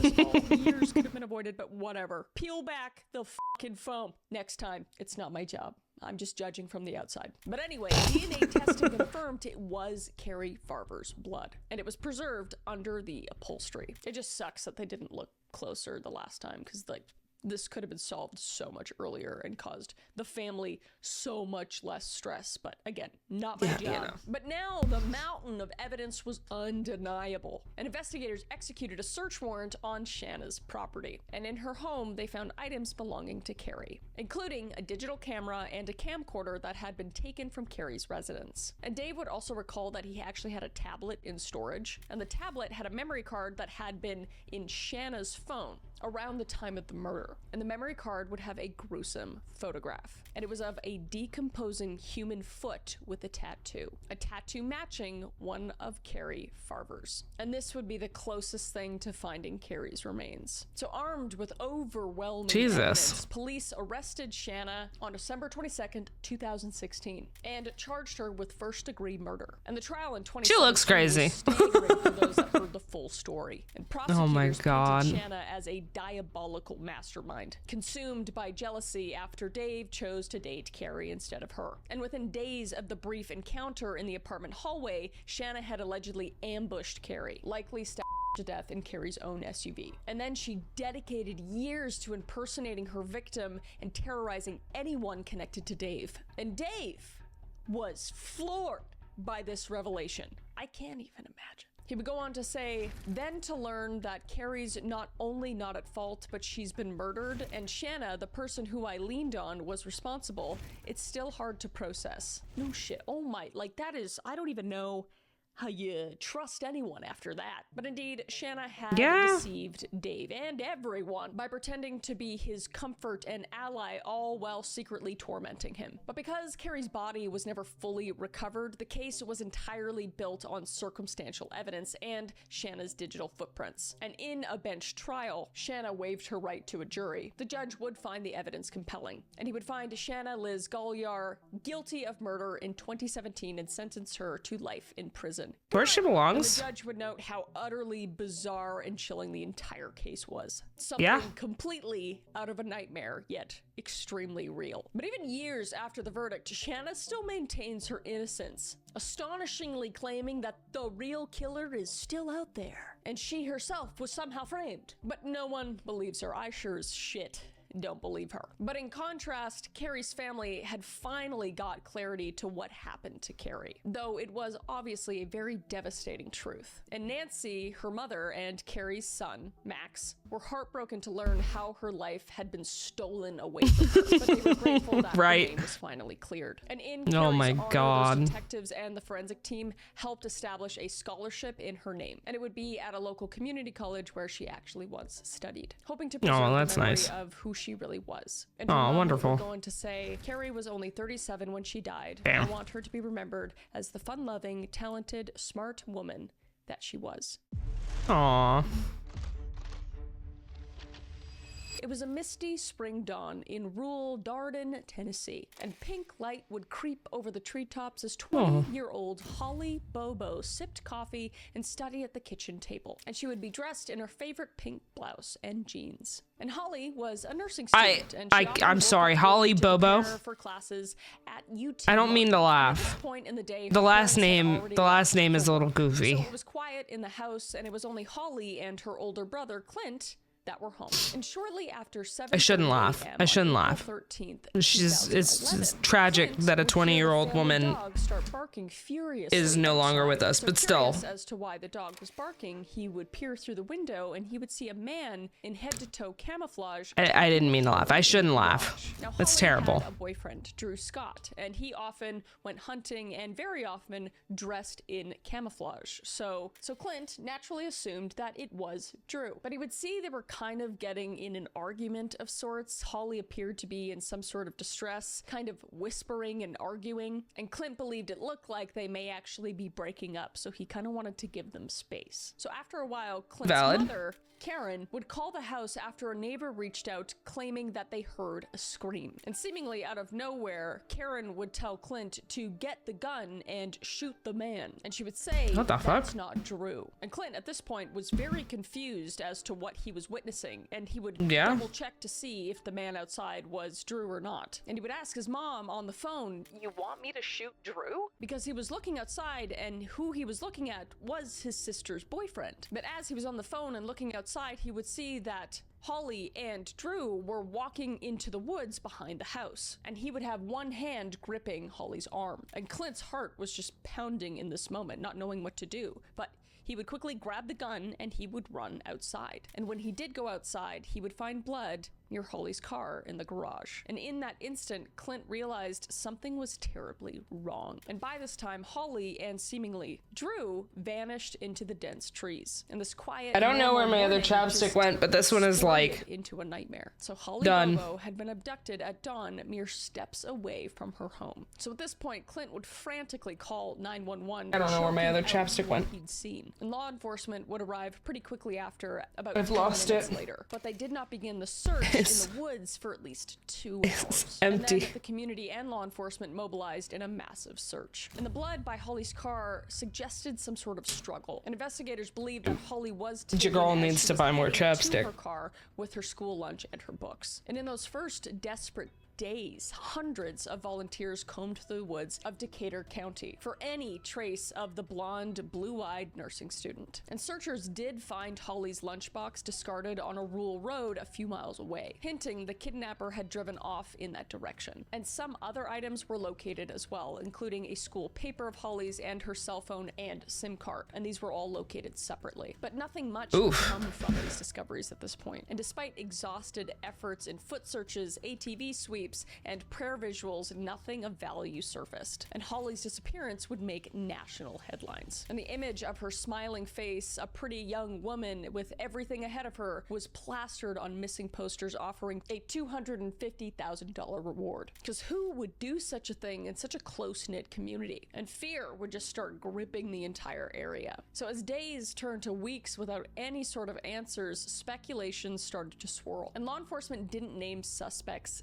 initially, but they didn't really have to, because rumor mills filled in the blanks. Because in emotionally charged cases, the closest person to the victim often falls under suspicion, and is often the case in most cases. And Clint, almost positively knowing that this man that walked her into the forest was Drew, obviously made him a suspect. And this, of course, fueled speculation and rumors. She's pretty. Was it a breakup like She's Clint very had pretty. guessed? Was it a jealous argument, or did Drew just snap? And Holly's family would stand by Clint, yet whispers always spread about her brother as well. And they were asking questions like, why hadn't he immediately recognized the danger? Was it possible that he knew the abductor? Why did he decide to go check the garage instead of rushing after Holly into the woods? But Clint would insist that he really thought that the man with Holly was her boyfriend Drew, and that he was just frozen by confusion in the moment. And by the time reality set in, it was just too late. And the suspect, according to him, was a man that was 5'10" to 6 feet tall,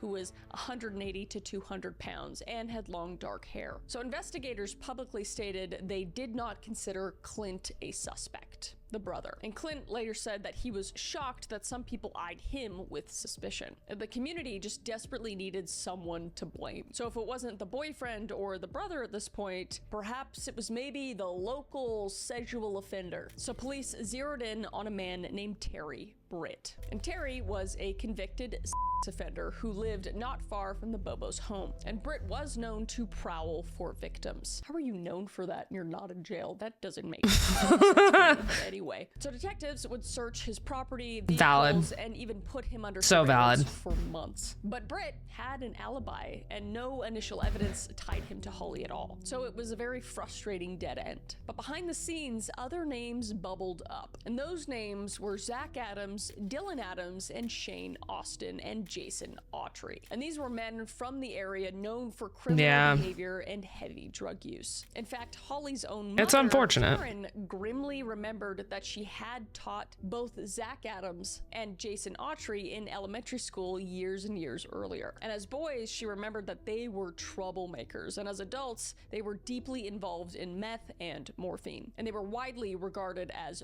bad news around town. So tips had actually come in early in the investigation about these men. But initially, their alibis appeared to check out, with no physical evidence or witnesses directly linking them to the case. So months would pass, and then a year, and there was still no sign of Holly. And the Bobo family's torment was only amplified by intense media attention. And Holly's parents made tearful public appeals, begging for their daughter's safe return. And Tennessee Bureau of Investigation agents followed hundreds of leads. And Holly's disappearance became one of the most infamous unsolved cases in Tennessee history. Hi, Lens, what you up to? Shadow over the entire community. So it seemed that Holly Bobo had just vanished without a trace. But in truth, critical fucking clues nuts. and witnesses were slowly coming together, and a shocking, grisly picture of what happened was about to emerge. So for more than 3 years, the town of Darden lived in limbo. Okay, so it wasn't the boyfriend. Neighbors were just haunted by I thought it was the boyfriend. the story alive with prayer visuals each year, refusing to let hope die. But as time wore on, hope was kind of hard to sustain, and some evidence would trickle in 2013, because in 2013 a purse thought to be Holly's was found in the woods, only for Karen Bobo to confirm it wasn't hers. So it was just another discouraging false lead. And TBI agents and the Decatur County Sheriff quietly continued working the case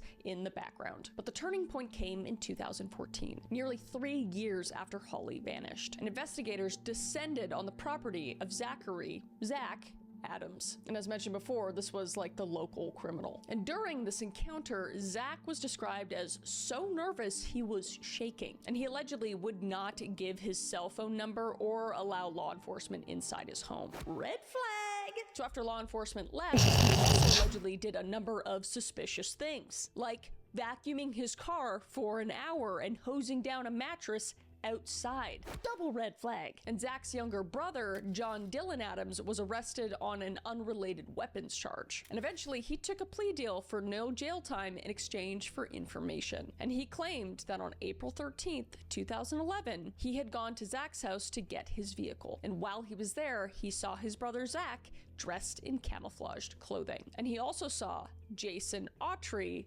and Holly Bobo. And Zach had allegedly told him that he had recorded a video of him essaying Holly. So finally, an arrest was made. And shorter thereafter, more arrests followed. Zach Adams and Jason Autry. And another associate, Shane Austin, who was allegedly present during the crime, but he cut a secret immunity deal in exchange for cooperation. However, when he was later accused of not being truthful, the deal was revoked, thank God. And in 2015, Shane Austin would commit sewer slide. Easy way out.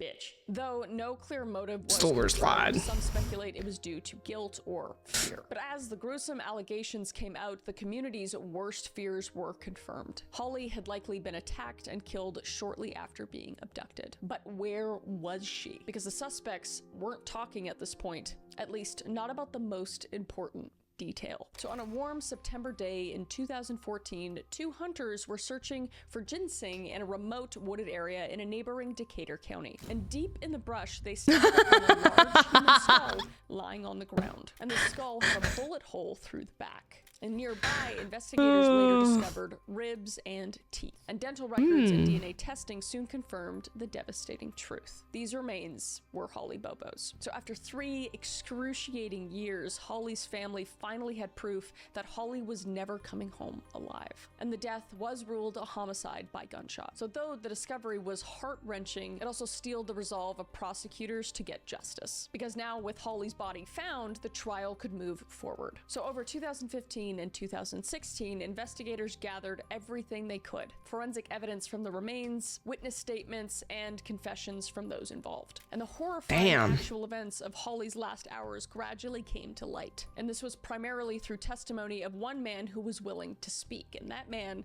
was Jason Autry. And the full truth was almost too awful to believe. Because according to testimony and evidence presented later in court, the early morning of April 13th, 2011, unfolded as follows. Zach Adams, high on drugs, allegedly decided to on drugs. And according to Autry, the motive may have involved a meth-related dispute. But this version is uncorroborated and conflicts with Clint Bobo's statements. And Zach wasn't alone in this abduction. His brother Dylan Adams and their friend Shane Austin and Jason Autry were all implicated in a plot of a essay of Holly Bobo. And Jason Autry would eventually testify in graphic detail about that entire day. And he would say that after Holly was dragged into the woods, she was taken to a property. And this was possibly Zach's home. And there, Holly was allegedly SA'd by the entire group. And this was based on statements from Dylan and implications in Autry's testimony, though physical evidence was lacking and accounts conflicted. But Holly was terrorized and restrained, and at some point she suffered a head injury from blunt force. And this was as evidence because she had trauma on her skull that showed it. So believing that Holly might already be dead, or nearly so from that assault, Zach and Jason loaded her body, wrapped it in a blanket, and put her in Zach's pickup truck. And Jason Autry recounted that he initially thought that the rolled up bundle was a drug dealer that they'd killed for money, until Zach looked at him and chillingly said, "That's Holly Bobo." And Jason, who barely knew Holly, was horrified, but nevertheless agreed to help Zach dispose of the body in exchange for drugs. So they drove to a spot by the Tennessee River under an overpass, and they planned to gut her body and dump it just so that animals wouldn't consume the remains. My God. A gruesome, horrific plan fueled by meth-fueled madness. But as they unrolled the blanket on the ground by the water, Holly moved, and at this point she was still alive. And Jason would see her foot twitch and heard a muffled cry, and he shouted in shock, "The bitch is still alive." And in a panic, oh my God, to identify them if she survived, Zach Adams grabbed his gun, and as Jason stepped away as a lookout, Zach shot Holly in the back of the head, killing her instantly. And in that very moment, a boat was heard approaching on the river, startling the men, and they just abandoned their plan. And Autry later said Adams told him they threw her out somewhere, though he didn't actually witness where the body was left. And over the next few days, guilt and paranoia set among the co-conspirators. And fearing loose ends, Zach also tried to enlist Autry to murder his own brother, which was Dylan, because Dylan would not stop talking about the crime and might get get them caught. And Autry pretended to go along with this plan with no intention of adding another murder to his tally. So these conversations, along with the statements Dylan Adams himself made to investigators, became Oh my key God. parts in the prosecutor's case. So Holly's abduction wasn't the work of a lone predator, as many assumed, but rather a group of local young men who decided to commit an unthinkable act that morning. The early suspects that had been completely dismissed very early on in the case. And luckily, by the end of the trial, Zach Adams was found guilty on all counts, which was kidnapping, grape, and murder. Grape. The judge sentenced him to life in prison plus 2 consecutive terms of 25 years. So he's gonna fucking rot. Good riddance. And as Zach was led away, he reportedly showed no remorse while Holly's family wept in relief that justice was finally served. And John Dylan Adams entered an Alford plea in 2018, and he would be sentenced to 15 to 35 years in prison. Holy shit. For 35 years without parole. And Jason Autry got a lighter sentence due to his cooperation with authorities. However, in a bizarre turn after conviction, Autry actually began recanting parts of his testimony, claiming that he just lied under pressure. And this was a claim that emerged years later and was viewed very skeptically. But as of now, the perpetrators still remain behind bars. Ah, damn. The Bobo family, though deeply scarred by all of these events and by losing a dear family member, worked to keep Holly's memory alive. A portion of Highway 641 was renamed Holly Bobo Memorial Highway. Damn. In the fall of 1986, in the town of Townsend, Massachusetts, a family began noticing odd occurrences in their home. And this family was the Bowen family. And this family consisted of a father and his 2 teenage daughters, who lived in a cozy house that by all appearances was perfectly ordinary. But as Halloween passed and winter set in, 16-year-old Tina and 9-year-old Karen Bowen insisted to their father, Frank, that something else was in the house with them. Because on numerous occasions, objects would disappear and reappear in different places. And the TV would seemingly switch channels on its own or turn off and on. And at night, they would hear really strange noises. And at times, Frank would blame the girls for these weird occurrences. But they would deny it. But Frank would overall just dismiss it as overactive imaginations. And he would say, you girls need to stop watching scary movies before bed. Yes, it's the scary movies. And one evening, the family would even come home to find that someone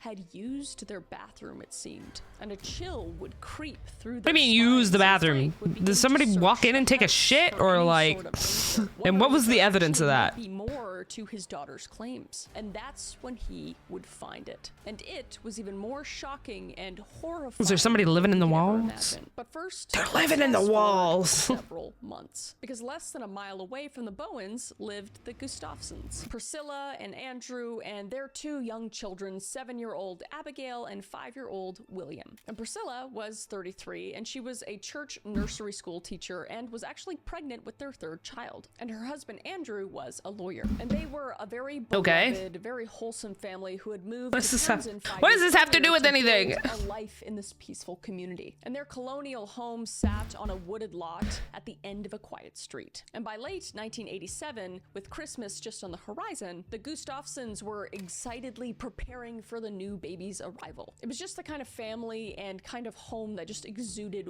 warmth. But the Townsends' tranquility, Everything has to do with everything, apparently. Shattered, because they began to notice items disappearing and reappearing in different places, including things like cordless phones and cable boxes. And some of these items were just never seen again. So the Gustafsons would report the items stolen, but their lives would just go on. And they would also notice weird happenings in the house here and there, noises, and just an overall odd feeling in the home. But they were none the wiser as to the horrifying event that would soon unravel. Because on December 1st, 1987, a cold Tuesday afternoon, Townsend police would receive a frantic call. Andrew Gustafson, the father, had arrived at home from work at around 5:30 p.m. to a scene of utter devastation. All day he had tried reaching his wife Priscilla by phone, but she hadn't answered, which was highly unusual. So he'd quickly drive home, not knowing what was going on with Priscilla, step inside his house, and his whole world would collapse. Because in the master bedroom, he found Priscilla's lifeless body on the bed, bound with a rope and gagged,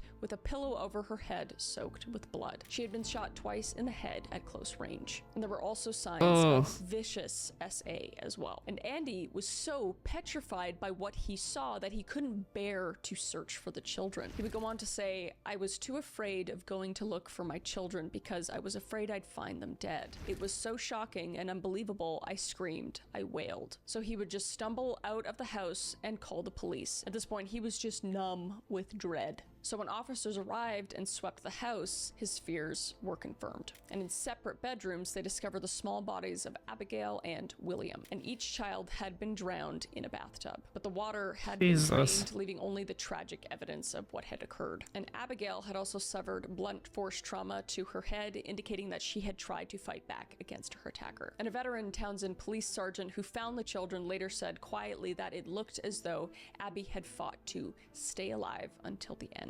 Which is just like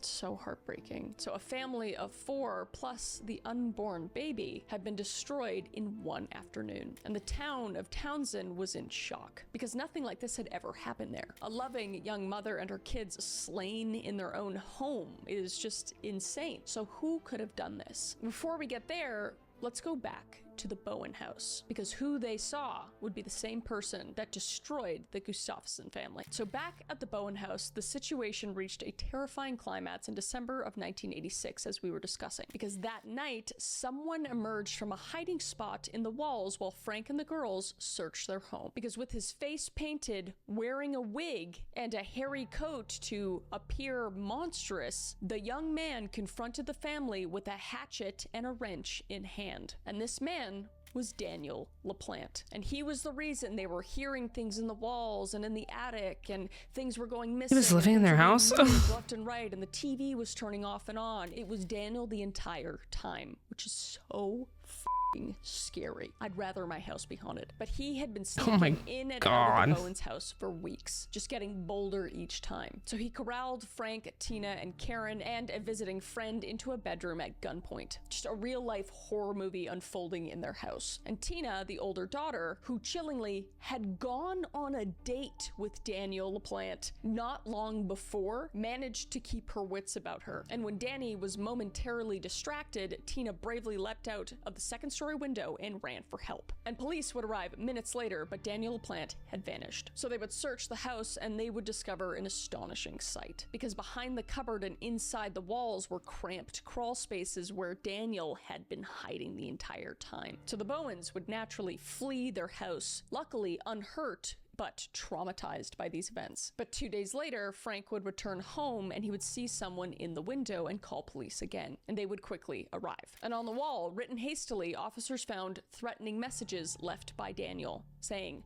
"I'm still here, come find me." And one was written in magic marker, and one was with a knife stabbing through the family photo. Fucking terrifying. And another message warned, "I'm going to kill you all." And another knife was through the family photo. And it turns out his message was true, because Daniel was still in the house at this point, and police caught him inside the house. They would find him curled up in a narrow space behind a panel, hiding like a human spider. So the officers would haul the bizarre, deranged teenager out and would arrest him. And the Townsend people breathed a sigh of relief because the ghost was captured. But the relief was short-lived, because Daniel LaPlante was charged for the Bowen break-in and threats. And because he was a minor, he was only held in a juvenile facility. So in October 1987, less than a year later, Daniel's mother took out a mortgage on her house to bail him out, paying $10,000 to spring this fucking monster from custody. What kind of mom are you? What the fuck? So the 17-year-old at this point was released back into the community, completely unsupervised, with his criminal trial still pending. And the Bowens had understandably left their home to stay somewhere else, away from where Daniel might find them. But the Townsend quiet neighborhood were once again unaware of the danger that lurked. And Daniel LaPlante was free, and his dark desires had only grown. And this time, his decisions were irreversible. And that is when he went to the Gustafson house. So fast forwarding in time after the horrible, atrocious crimes that Daniel LaPlante had committed in the Gustafsons' house, the police were now looking for him again. The police would begin to search for the killer, and residents were terrified that a killer could be on the loose in the woods near their homes. And 2 days after this horrific event, a break would come. So on December 3rd, a local woman, Lynn McGovern, reported seeing something unsettling because she returned to her house on Jewett Street, which was in the same neighborhood as the Gustafson house, and felt that someone was inside. So she flagged down an officer nearby, and together they entered, only for a wide-eyed young man to leap out and sprint into the forest. And this young man being Daniel LaPlante. So at this point, he had been moving house to house likely to shelter from this manhunt. And then he attempted a carjacking, forcing a woman at gunpoint to drive, but she bravely jumped out of a moving car to escape. Metal. And then he would flee again on foot. And luckily, the chase ended later that evening when officers found him huddled in a dumpster behind a lumber yard in the next town over. In Massachusetts. So LaPlante was finally caught.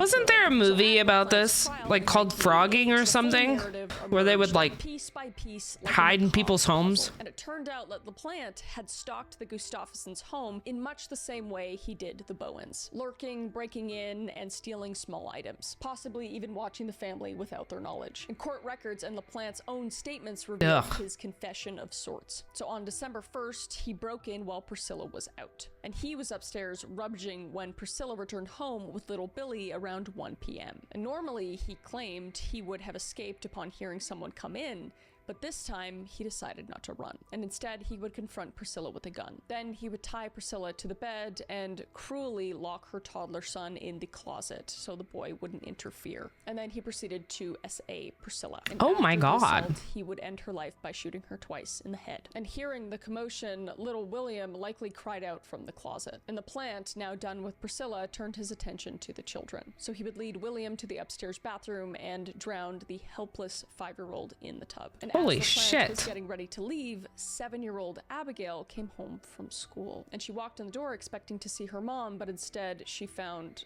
a nightmare. And this brave second grader scratched and kicked and punched, but the 17-year-old would overpower her, and he would inflict a head injury to subdue her and then drown her in the bathtub downstairs. And in the span of about 20 minutes, he had annihilated the Gustafson family completely. So the trial was swift, and Daniel LaPlante was convicted of 3 counts of first-degree murder. Yeah, I would fucking hope so. Imposed 3 consecutive life sentences, which is a symbolic stacking to ensure he never tastes freedom again. Thank God. And Massachusetts didn't have the death penalty at the time, or surely he would have been a candidate. And LaPlante showed zero remorse during the entire trial. And the haunting truth seems to be that Daniel LaPlante just derived pleasure from terrorizing others. And after all of this, Andrew Gustafson was completely horrified and was devastated beyond words as to what happened. And at the funeral for Priscilla, Abigail, and William, Andy sobbed through a eulogy, then largely just withdrew from the public view. And in a rare interview years later, he revealed he kept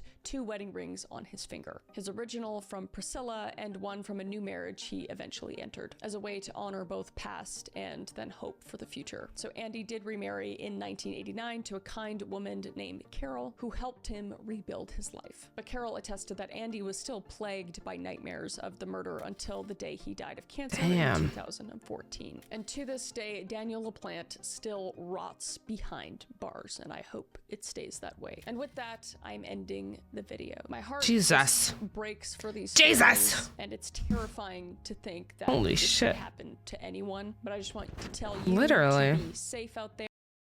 Yeah, do that. Be safe out there. Be safe out there, because holy shit. Holy shit. Okay, so I am gonna do a quick little googly search without giving too much of my own information away. There was an abandoned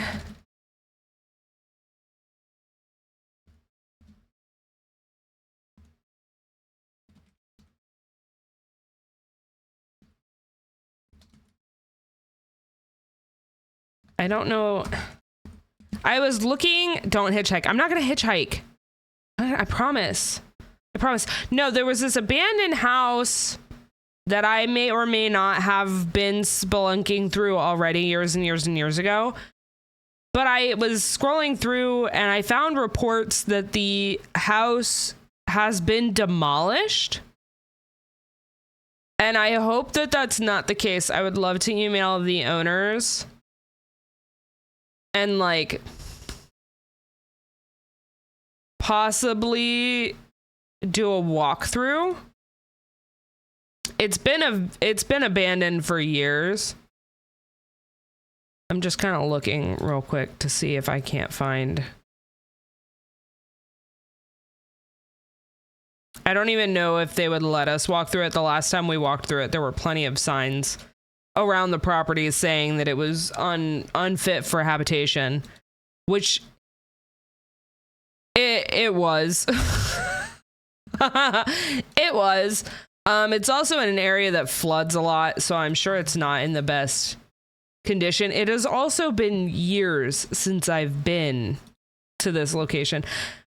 But I was looking just to see if there was anything in my area that I could walk through that was abandoned. Legally, of course, legally, I would ask permission from the property owners and make sure that it is legal that I am there, because I do not want to get arrested for trespassing. That is not a fun time. But it would, I think it would be cool. I think it would be cool to do a little urban exploration. I just want to see if I can find anything on this property that supports, because I'm only seeing one website that's saying it's been demolished. I would love to have more evidence of either yes, it is demolished, or B, it is not. Okay. Looking on Google Maps, it has been torn down.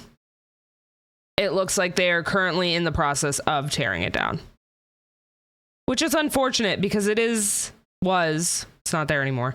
It was this beautiful Spanish styled mansion with like marble flooring and like, it was cool. It was cool. I'm going to take some time. I'm going to look around and see if there's anything near me that we could maybe explore with permission. Again, with permission, make sure that you get express permission before walking in these places so you're not arrested for trespassing, because that's no bueno. We did not do it so legally the first time. Granted, this was years ago. I was a lot younger. I was a dumb kid. I love walking through abandoned spaces. It is one of my favorite things to do. I would love to be able to go and do that again. And obviously, you know, I'd live stream it. I'd take you guys with me as long as I have permission to do so. I think it'd be fun.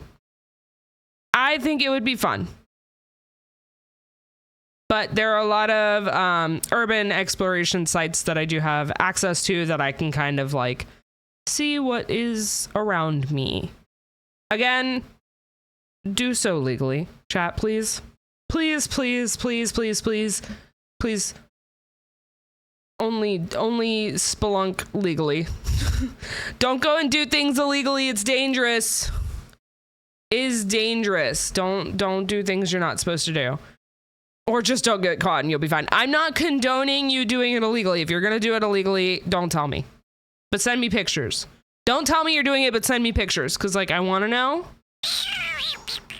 I want to know. I don't want to know, but I want to know. You know what I mean? But I am going to keep my eye out. I'm going to see if I can't find some locations to visit. Some spelunking we can do. Fingers crossed. Fingers crossed. I think it would be a lot of fun. Would you guys want to watch that type of thing? If I were to do that? Would you guys watch it?